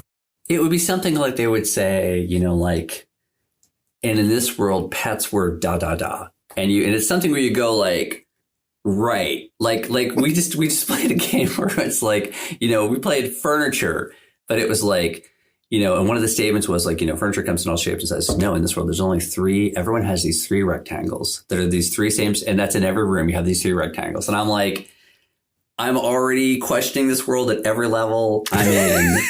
Because it's that simple. It's like, it's just things where you kind of, when you hear them, you're like, oh yeah, that's completely, it's not that world makes sense. It's that world reflects back on our own world. And you go, oh, right. Like that's completely bonkers kind of compared to what we do. I think, okay, here's an important thing, right? People like different stuff. People play Microscope and they play Microscope games or they play Kingdom games, whatever. And I hear the story of the game that they played and it's not my cup of tea. It's like, that happens, right? Like they just like different things aesthetically than I do. Doesn't matter. It doesn't matter if I like it. That's not the point, right? Right. They enjoyed the type of fiction that they created. That's the point, right? That's not what I'm asking you though. Oh, I know. Right? I know. But you're 100% right. Yeah. So, but what I'm getting is a different thing that like so like here's the thing, every game except In This World is like that. Like this will make sense. This will make sense. Okay. Like you can make fiction in Microscope and be like, but that's the fiction I made and it was really cool. And I'm like, okay, cool. That sounds great. In This World, because it is very concretely like holding a mirror up to something in the real world. When I hear you say, yeah, but it was like this, I see you thinking you're comparing it in your brain to the original thing, right? Mm-hmm. I can see that you're not just talking about like, a bunch of elves that made a kingdom. You're like, right. You're not saying elves are short and they have rounded ears. Exactly. Right. You're saying in this world, the light in your eyes is telling me that you thought about something that was normal and you saw how it could be different. And that's just cool. And you thought that was cool. And you just had this moment of like, and that was really neat. And now you're kind of like, it's that thing. It's that you had a little micro epiphany about, and not even if it's a serious thing, just like a funny thing, like, well, it sounds like a game, and these are some of my favorite games. And, God damn, I'm going to end up buying this game and giving it to Patrick. One of those games that like I have to tell somebody about it. Yeah. Right. I just got done playing this. I need to tell somebody about it. And not every game is meant to do that, but it sounds like this game is. This game is intentionally a huge other agenda for me. This is right on the maximalist. This is not a game that's just for gamers. This is absolutely a game. There is, and this is like hype. This would be in the hype list of any game. Look, it's so accessible, blah, blah, blah. It's for anybody, blah, blah, blah. No, this is actually literally for anybody. This is like Microscope is weird, but you don't really have to know anything about role-playing games to play it. But it's still like, it's a bit of a thing, right? In This World should theoretically, as it is written, I believe, I'm confident, you could literally be like, hey, here's a classroom of kids, hand groups of them and just go. Nobody should have to know anything at all about gaming or role-playing games or even being creative for this to work, right? You could walk into any room full of a couple people and be like, hey, we're going to walk through this method and it will work. That's the intent. And I think I nailed it. I think. with that being the intent, that must have had a huge impact in how you wrote it. Yes. Right. Yes. So how did you work through that? Saying like, I want Throw this away to be all true. preconceptions. Right. So talk to me about that. Yeah. It's still like, it's still the preview version is out. The final is not out yet. That should be in the next month. And I'm still questioning that. I'm still like, am I saying this as I would say it to, the old explain as you would to your grandmother, that kind of thing. Right. I'm not sure. I still need to, I'm always tweaking. I'm always like refining the text and simplifying it. But yeah, exactly. Removing all things that are like things we think we know because we're gamers. Like, there's no characters, there's no scenes, there's none of that baggage. It's just, the entire game is like, I ask very simple, obvious questions. I ask real world facts, and then I use that scaffolding to do creativity. So there's never a big leap of like, I have no idea. I got, like a microscope, you gotta kind of make a big jump. Like, you do. Yeah, you do 100%.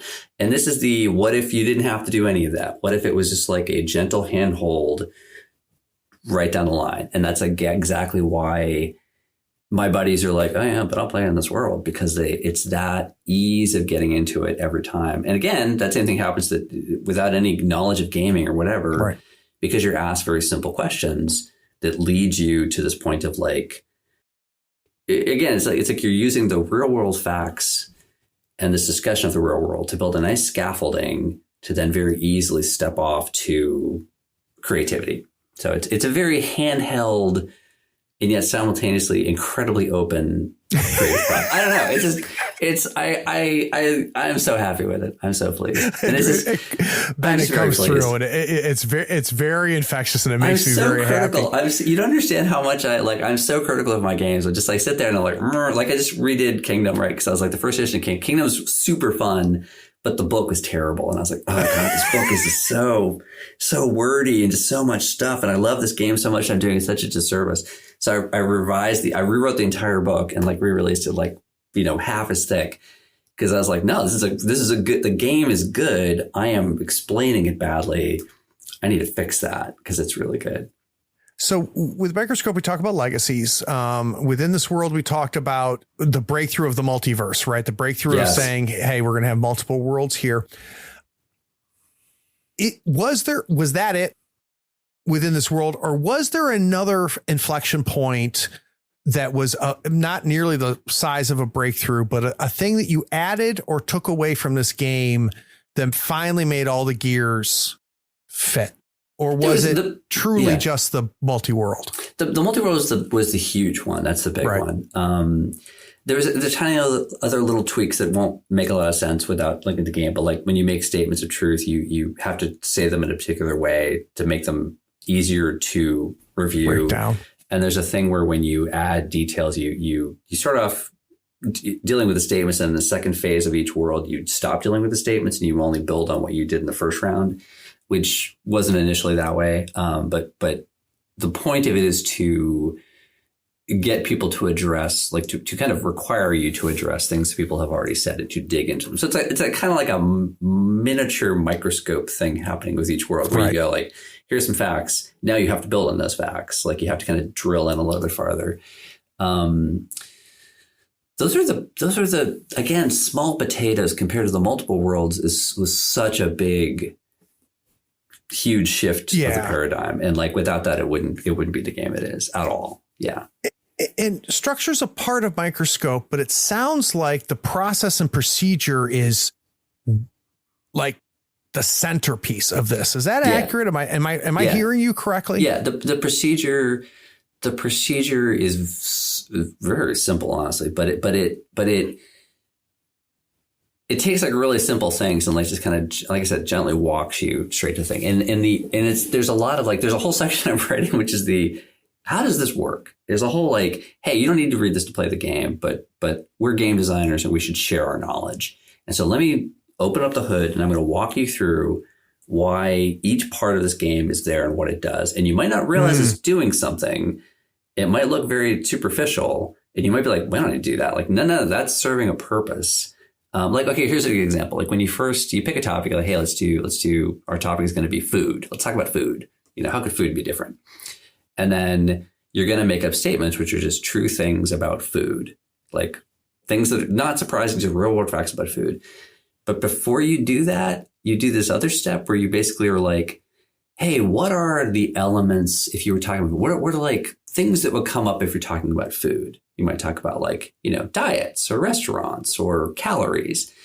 And you go like, well, why did we do that? Why did we do that step before this step? What's the point of that?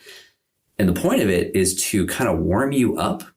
It's like you go, if you start kind of like, yeah, what are things about food? It kind of gets your brain going, and you make this list of like, these are topics related to food to get you ready for the next step. So each step is just so easy because you're like, oh, we just sat here talking about food for a little bit, but not putting anything on paper, just kind of like prime the pump a little bit. Yeah. Priming the pump. Exactly. That's exactly what it is. And it's people do it. And then they kind of go like, well, I don't even really see what that did. Like, yes, I watched you. I watched you then come up with an idea. Next time and see what happens. Based on the element that somebody else made. Exactly. It's like that's a critical bit to then that's cool. Warm up the brain. So it's like the top. So by the time you get to creativity, you've already been thinking about this real world topic for like a couple steps. You're warmed up. You're not just like cold, like, hey, let's talk about it. And it's so like subtle that I think if you just look at it, that stuff's unnecessary. Like, no, you need that stuff. Yeah. And sometimes it's those things that read so easy and you skim over them. And then you go, well, this game's not working. Right. And you go back and go, well, shit, it's because I skipped this over. I love my favorite playtest feedback from anybody ever is always one like, well, we skipped steps 3 and 7, but we had a good time. I'm like, that doesn't help me. Like, come on, man. Like, what are you doing? It's so funny. Every time, like, well, I appreciate you being honest, but wow. So you hinted that we have a version of this out there right now that's available, but it's not in pen yet. It's not chiseled in stone yet. Yeah. How close are we? And then what happens? Like October should be final PDF. And to be fair, the version that's the preview version's out now, the whatever called the early access is the game. It's just whether I'm going to like try to massage some explanations. You know what I mean? Like change some of the wording. I always, until the very last minute, I'm still trying to change the wording, trying to perfect every last sentence. Right. So I guess what October happens will be released. All right. So that you hit save for the last time. Yep. Right. It's done. What do you do next? And I don't even talk about other games. What do you do within this world? It would have to, well, then there's the print process where you do and the fulfillment and all that kind of stuff out. But the nice thing, so there's an interesting lull, like after when a game's still in like early access, post playtest, still kind of early access, there's a lull where people don't play it because they're kind of like, well, that's not the final one yet. I'm going to wait for the final version. Right. And sometimes for all you designers out there who wonder, why is no one playing my game? That's why, because people don't want to read the game twice. They want to wait for the real game and be like, okay, good. I want to play the final version, right? I want the buggy version, right? Legit, totally legit. The nice thing for me is that because I love this game so much, normally you'd say, oh, once it's out, you should then play it a bunch and like talk about it to get to people to play it. I just love the game already. So I love playing it. So I'm just like, I just enjoy playing it. I'm like, every time I'm kind of like, my friends are like, hey, let's play in this world. I'm like, oh, great. That will remind me of how much I love this game. It's great. Oh, that's cool. Oh, circling back to something that you'd asked a question, and I think I thought afterwards of something that I had not thought of, which is that so the multiple worlds thing, right? One of the things before we played it for the first time, one of my big doubts, which I have no doubts about now at all, was that is it in any way valid to come to a game and say, hey, we're going to make a bunch of worlds together, but they don't all fit together. We're going to make a bunch of separate fictions. Like we're going to make 5 different worlds. Mm-hmm. And we're not going to have one. We're not going to pick our favorite. We're not going to be like, hey, is that like, because that's not normal. That's not what we do. It's not. It's not normal, right? Yeah. And I had this like big doubt. Like, is that still? Do I need to have people like discuss their favorite? Do we have to have a debrief of like? Should a world win? Yeah, should a world win? And then I was like. And I had a lot of like thoughts about this before I played it for the first time. And then the very first time we played it, we did this like, there's a stage I had in there where at the very end I was like, oh, let's talk about what your favorite world was there. Kind of pick your winner. And immediately I was like, no, this is terrible. We don't need this. We don't need Interesting. this Why? Because, Why did you know that? Because the thing I really embraced was that when we game together, it's really important that we all kind of like agree to what happened, right? We think the same thing happened in the game, right? If we don't think the same thing right happened back in the to the game, Vincent quote. It's very weird, right? It's like, wait, right. But we don't have to care about the same things. Interesting. Right? like you really enjoyed this one part. I really enjoyed this other part. That's fine. That's great. That's not a problem. Super interesting, Ben. Exactly. And with the world, it's like, you like that world for this reason. I like this world. We like totally different worlds. We don't have to talk about that. We could talk about it if we want to, but we don't have to. I could walk away with a totally different thought about what happened based on, I was inspired by this and you were inspired by that. Doesn't matter. In fact, each of us takes away separately something, and that's part of the process. Yeah. And boy, that I've never thought about that, because that's something actually very unique about this hobby, is that we can play the same game, love it for two completely different reasons. Exactly. And unlike a board game, my reason for loving it doesn't take anything away from your reason for loving it. And they're not even in competition with each other. Not at all. Not even slightly. That's super interesting, dude. Yeah. I've never thought about that. Yeah. And it was like this, I had this moment of like, oh, wait, we need to be on the same, and we are on the same page. We all made the same stuff together. Yeah. That's fine. But we can take away different experiences, and and the next day when we're looking back on it, we could be thinking about very different aspects of it. Yeah. And that's great. That's fine too. So it was really like a leap of faith of like, is that okay? Can we do that? And be like, yeah, we totally can. It works great. Literally, I've never thought about it before. And I think my first reaction would have been that, which is, well, shit, that we're not done yet, right? We got to finish this. Yes. But you put it in a different context. That's cool. The other thing that people kept saying was like, but shouldn't we then play in one of these worlds? Shouldn't we then make characters and keep going? And I'm like, knock yourself out. Right. Feel free. I mean, you can, but the finite resource is time, right? If we drilled down and made characters, whatever, that would take a couple more hours. Where are we taking those hours away from? Right.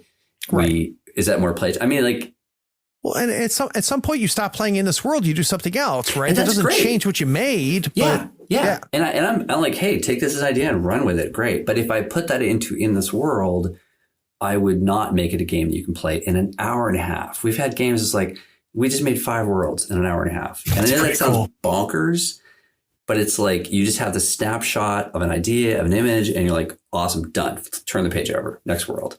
That's cool. That's very, very cool. So guys, we're going to take one more break. When we get back from this break, we're going to get to your favorite segment. We're going to find out what Ben's been grooving on. We'll be right back.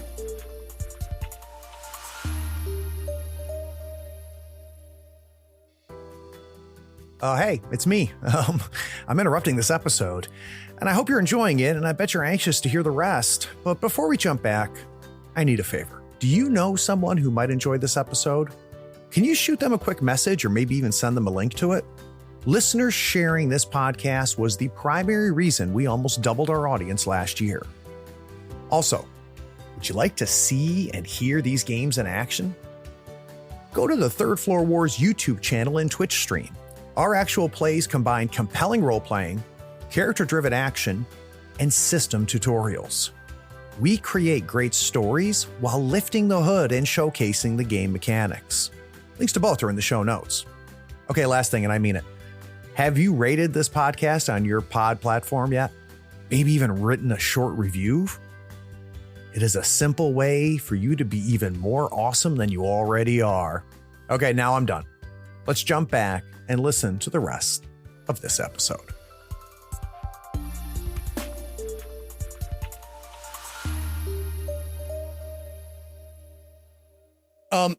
So Ben, this segment was a throwaway for a long time. Sometimes it would come up in the interview and sometimes it wouldn't. And I ended up finding it very insightful.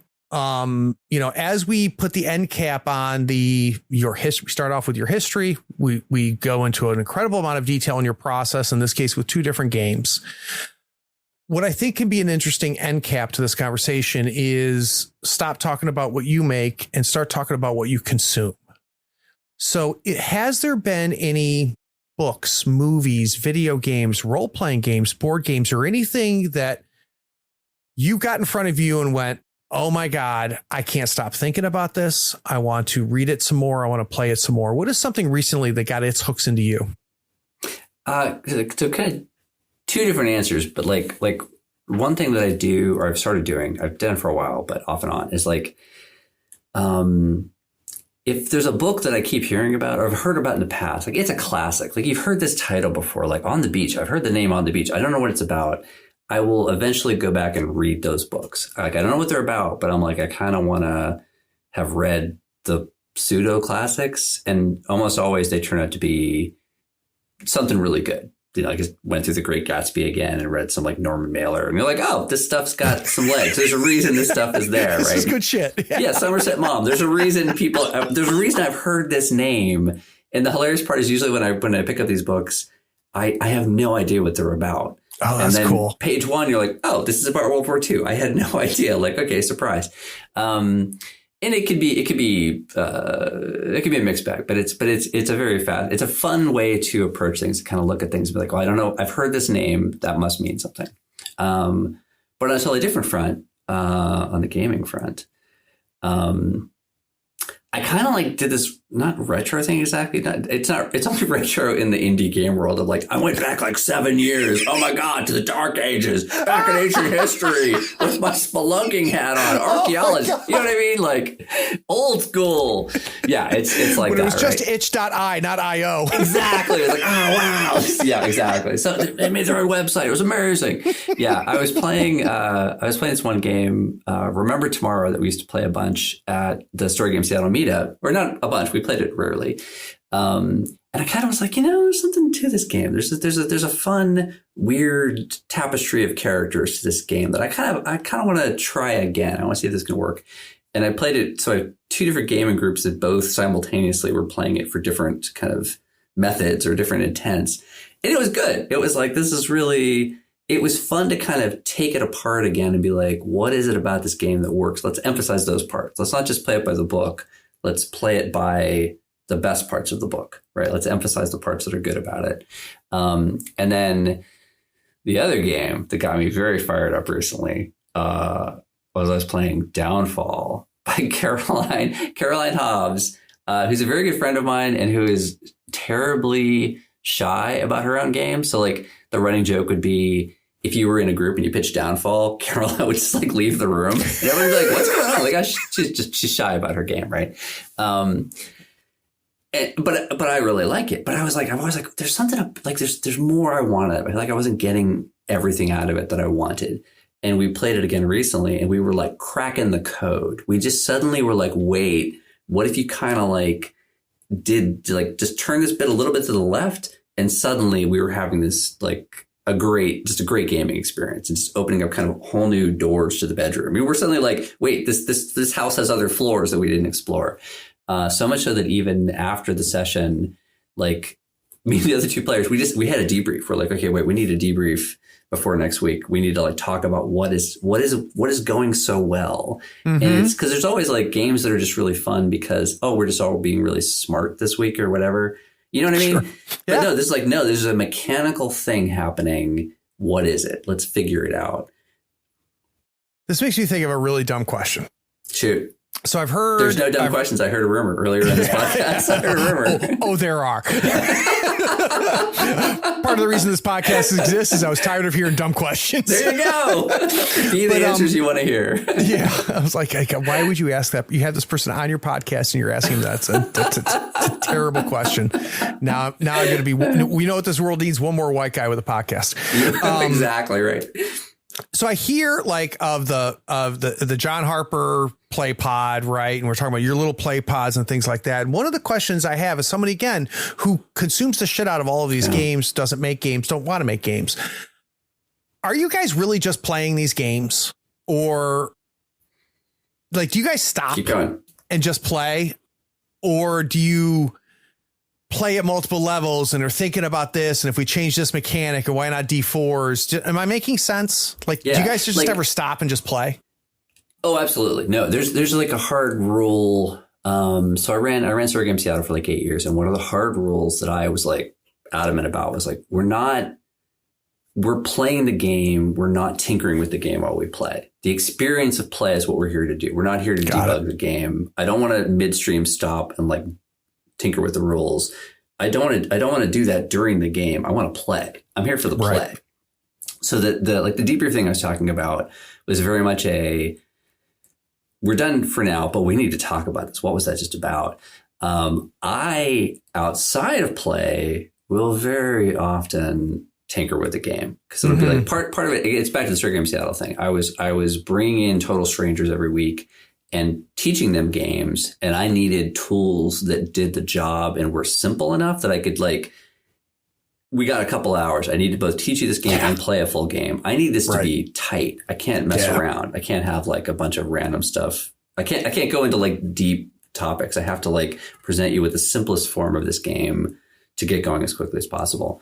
So that kind of like streamlining, I don't want to make games more complicated. I don't want to tinker with other people's games and like add stuff, but I do sometimes you see someone else's game and you go, I know I can see what you were getting at. It's genius. I don't think you nailed it. I think you added a bunch of stuff because you were either you thought it was necessary or like you were worried that it would go off the rails, but I don't think you needed that stuff. And this is your genius idea. And that's what I want to play. I want to play your genius idea. I want to focus on that part. But again, it's never during the session. Right. That's like, we'll do that outside of game. Right. How do you know if you can have that conversation with somebody? How do you know that you can come across a game and you have a clear sense of your 8 things out of 10 are freaking amazing. You got to drop these last 2. How do you know whether you can tell somebody that? In these cases, these are people who I'm not interacting with. I just bought their book. I'm just doing it. They don't need to know. Like I might blog post about it, be like, hey, by the way, FYI, I totally hacked your game. But the flip side, though, is then people who are friends of mine who are game designers who I have exactly that conversation with. And I am pretty ruthless with feedback because if it's somebody who I respect and I like this will help them. If I'm telling them, because here's the thing, once you release the game and hundreds of thousands of people play it, it's too late, right? You know what I mean? Like if people have a bad experience, that's going to be on you and you don't want that. You want to give them the best game possible. So before the game is released, play testing, all that stuff, I will flat out be like, this is not going to work. Or I'll tell you what I think, right? I'll be like, I think this part is problematic. I think if you did the dice differently this way, and I'll go into the whole details, but that's the time to be honest with a designer, right? Once the game's out, it's a different ball game. It's like, you don't want to be like, your game's terrible, blah, blah, blah. But I, for my own purposes, will change it. But even like people have come to me before who I didn't know, and they were like, oh, can you look at my game and give me some feedback? And I'm like, you're going to regret this. Like, because I will say right up front, like, okay, sure. But FYI, I am very, it's not garbage. Well, it's not garbage is but well, maybe it is garbage. I mean, I was just working on a project with a guy over in, where is he? The Netherlands. And he was like, I want you to give me some feedback on this game. We had a bunch of meetings talking about this project he was working on. And I was flat out like, the great thing about the discussion was he started off by telling me what he wanted to do, like his goal. That's huge. His maxims, basically. And he was like, this is my agenda. And I was like, awesome. And then the thing you showed me doesn't do any of this stuff. I was like, here's the thing you said you wanted, and here's what you're doing. That doesn't really. And I was like, point by point, how does this support your goals? And how hard was it for them to see that? To be fair, this guy was awesome because he was like, you're right. Now that you say it, if you link one by one, do each of these things support your intent? That's the thing. It's not, I could come in and say like, I like this game more, or I think it should be this way. That's garbage, right? I shouldn't do that. But if you tell me I'm trying to make a game that does X, I can be like, awesome. I can evaluate whether the game you wrote does what you're thinking. And that's usually where people get tripped up. They have an idea. I want this game to be about, I don't know, independence. And you go like, well, did any of the things you wrote down get to that? Like, and the nice thing is like, I mean, some people don't want to hear that, and that's totally fair. But And then they release a game and no one plays it. There's nothing sadder than an unplayed with game sitting on the island of misfit toys. And there's so many of them. Wouldn't you all rather have games that everybody wants to play and that do what you want? Know what I mean? I mean, seriously, like, who wants a game no one plays? That's just sad. Like, put the effort in. You notice it's a many-to-one relationship. If you put the time in now to fix your game, it'll multiply across all these people. But if you don't do that, you're wasting all these people's time, right? Hours will be lost at the table and people will resent it. They will not appreciate it. So, yeah. And as the person who buys these games, Ben, I can tell you, there are a lot of games that I've read that I'm very happy I bought, but they didn't demand to be played. And then there's a couple games recently that I've come across that I didn't have a choice in the matter. I read these games and I'm like, I got to play this game. Most recently, Public Access by Jason Cordova. I read that game and I'm like, I'm moving the entire streaming schedule. This game has to be played. I have to play this game. And that's pretty cool when that happens. And it doesn't happen every time. And I'm not devaluing the other games that I've enjoyed, that I've read and I've enjoyed, and I may never have to play them. I've gotten my money's worth out of those games. So I'm not complaining about those games. There's value there. I've also bought games that I'll wish I didn't buy, right? But there are special games out there that just I can't let go of it. Like, I've got to get this to the table. And there's nothing sadder too than when you see someone has a game and you can see buried in there, they're a good idea, but they just aren't presenting it clearly. And you're like, no one's going to wade through to get to your good idea. You're doing yourself a disservice. You're hiding the great idea you've got, and it's just very unfortunate. So your ability to see that through line, I'm not saying you take it for granted, but it's a very rare ability. And I'm not even talking in game design. I work in corporate bullshit. I value that when I'm in that world too. It's very rare. Where do you think that came from? Your ability to navigate and say, here was the goal. Here's where you started. Here's where and you went astray. Like, does that instinct you have come up in other parts of your life? Or I could be totally wrong too. I mean, it's entirely possible. This is all under the supposition you're not an idiot. I think, going like way back. So my dad was a teacher, and one of the things he taught his students was critical thinking. He's a big fan of critical thinking, like taking something, looking at it, examining it.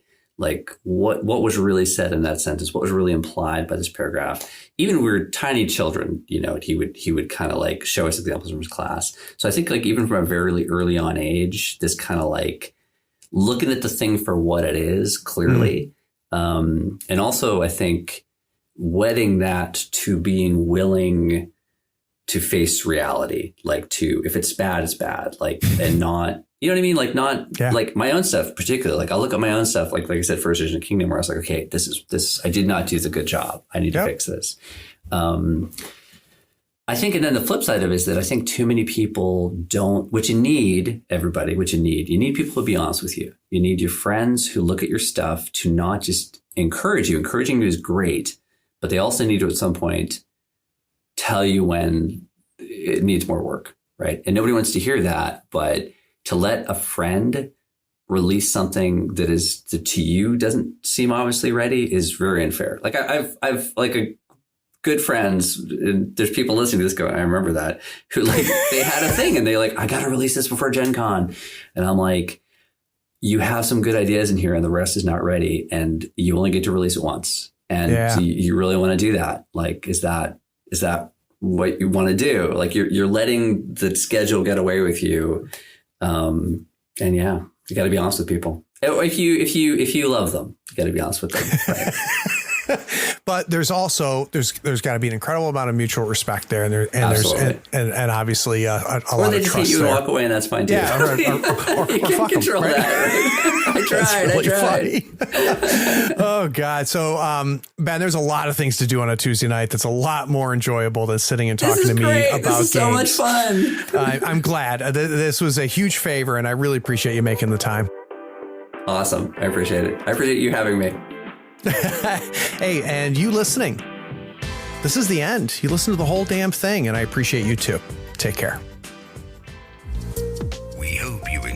this episode, subscribe to Tabletop Talk and share it with your friends. Check out our content on YouTube and Twitch. Follow us on Twitter and Facebook and stay updated on everything coming from Third Floor. All the links are in the show notes. Take care, floorheads.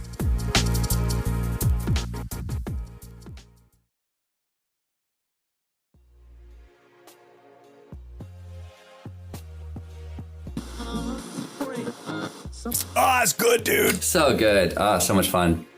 There was a time before an interview where like, I don't know if I have anything to say. I don't know. I don't know. I don't going to fill the time. It's funny. Know. You know what's so funny about that is that it happens on this site too, right? So I was downstairs with my wife. I had another pre-meeting about a stream that I'm doing next week, and I had about an hour between that and this. And I was downstairs, and this happened. And this has nothing to do with you. This happens to me every fucking time. Right. I'm down there, I'm like, I think the last thing I want to do right now is a goddamn interview. Oh yeah, because you're like you gotta kind of do the work. I'm tired. Right? Yeah, I don't really want to do this. And my wife, because she's 10 times smarter than me, she's like, honey, 3 minutes into that stupid interview, you're gonna be so glad you did it. She's right every time. And you know what the parallel to that is? That's the gaming experience. Sometimes people are like, I'm tired. I don't want to jump in and do the thing. If you do it, you have fun, but it does take that little leap of like, I gotta bring some. You could just play an online board game that night, but maybe you should like put a little energy and like, happens every time. So true. Yeah. Ben is the voice behind Ars Ludi. Okay, not that funny. It was bound to happen.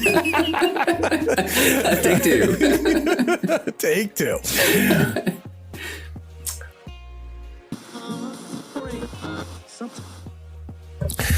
You're a pro, dude. Professional.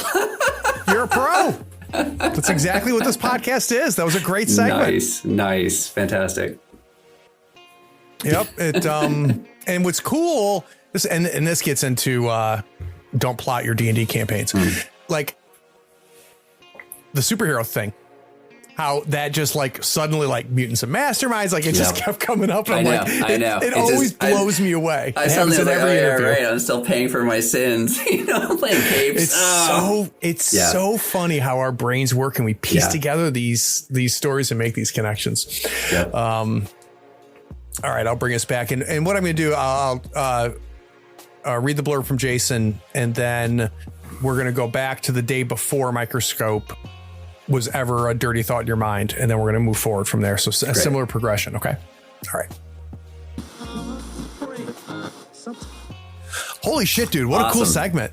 Good stuff. It's such good stuff. I love talking about this stuff. It's so good. You don't get tired of it, huh? It's fun. I love it. Good. I love hearing about you coming back to gaming after all this time. That's fantastic. Dude, you should have seen my, because I was like literally when I was leaving gaming, the thing was Universal Systems. Yes. We are going to solve role-playing games by making the game. Yeah, GURPS. Right. It's going to be the one game, right? Yeah, and for me, it was GURPS because, I mean, the GURPS system, we can talk about, goods and bads, but it's a solid little fucking system. It really is. But the secret was the unbelievable source books that were being produced for that game. Yep. And, there is a treasure out there. And if you never play GURPS, there's just source books out there that a lot of them are problematic now, but they're just absolutely freaking brilliant, right? Yeah, and just beautiful. Totally. And Champions had it too. Hero System had them too. When I come back and they're like, okay, we're done with that. We don't do that anymore. So you're playing two ants who just stole a grape. And I'm like, what is going on right now? And it's Tuesday. Yeah. Go. I had a debate when I was in college. I was an idiot. And I was talking to I was at the game society we had, these two older guys who I guess now you would think of them as grognards or whatever. Right. And I was arguing about how D&D was so great and you could use D&D for anything. Because I was an idiot. And they were arguing they were like, well, but different games will give you different effects. Like if I want to play a samurai game, I'm going to play Bushido. And I'm just like, but you could just play that with D&D. Because I didn't understand at that age, that terrible age. The rule system influences the feel, right? It does, and there's a series of games, because I was at the beginning, I was the D&D can do everything, GURPS can do everything guy, and then slowly I just realized, and it was a 2-part process. It was I'm going to end up putting this in the podcast because this is good. It's good stuff. It was a 2-part process, because part 1 was system does matter, not just for adjudicating, but for holding up a feeling. Making you feel the way you want to feel in this moment for this game. Putting you there. Supporting the type of game you're trying to play, which is different, right? And then the other part that was key was realizing, like, learning D&D is hard. Yeah. Learning GURPS is harder. Yeah.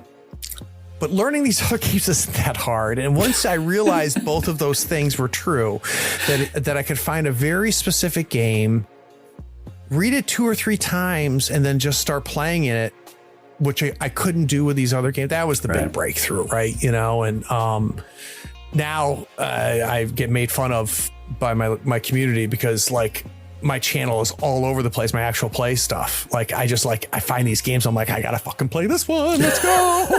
Hey, don't make fun of them, community. Be nice. Don't be that guy, community. They love it, right? Actually, that's not true. The big joke is Tabletop Talk is the most expensive free podcast you'll ever listen to. You get to buy all these games, right? Right, and there's a channel on my Discord that's called I Was Cracked, and it's just pictures of the last guest game. But full circle, I just realized now I'm also kind of back in the other boat now in a different way. Interesting. Not exactly, but like when I make games, one of my huge criteria for making a game is I and this is just me, I absolutely want to make a game that has broad applicability. So you can play in different, like, more than once. I don't want to make a game that you're going to play once and be like, I don't need to play that again. Or like, I want to play that every now and then, or it's so specifically toned. Yeah, that's different than Next Door. I know exactly what you're saying. You can only do one thing with it, right? So like, it's every time, it's like jumping to Kingdom, not talking about Kingdom, but jumping to Kingdom.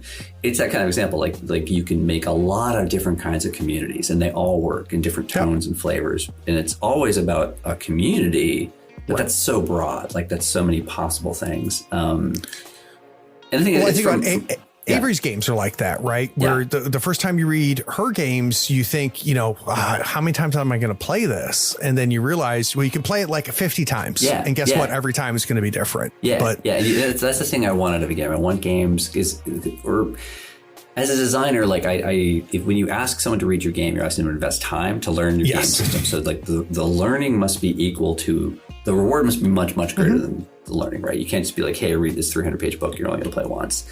That's just doesn't make any sense, right? Don't waste people's time.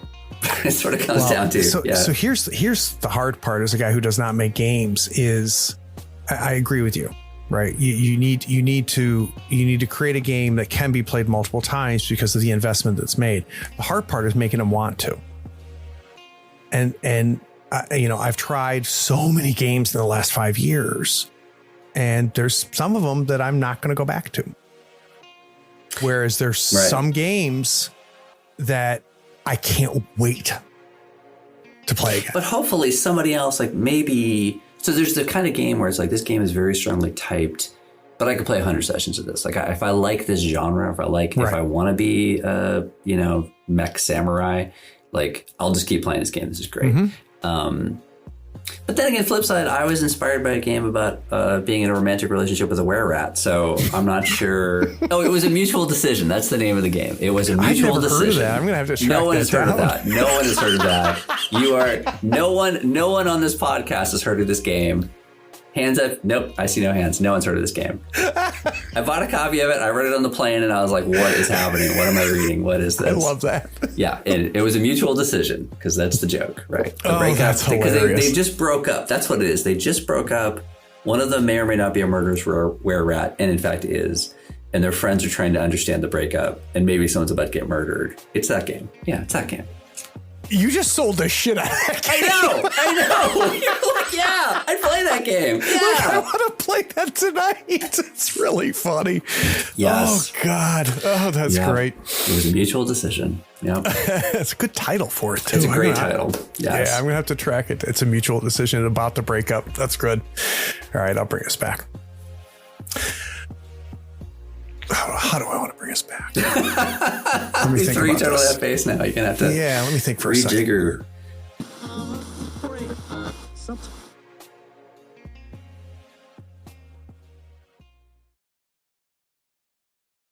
Oh, hey, are you still here? Wow. Well, the episode is over, but if you're bored, why not go to patreon.com and support the show for as little as $1 a month? Yeah, you can just scroll down and get the link. It's Patreon that makes this and all of our other content possible. Don't you want to join the other floorheads on the Patreon Discord? Anyway, thanks for sticking around. Take care. Bye.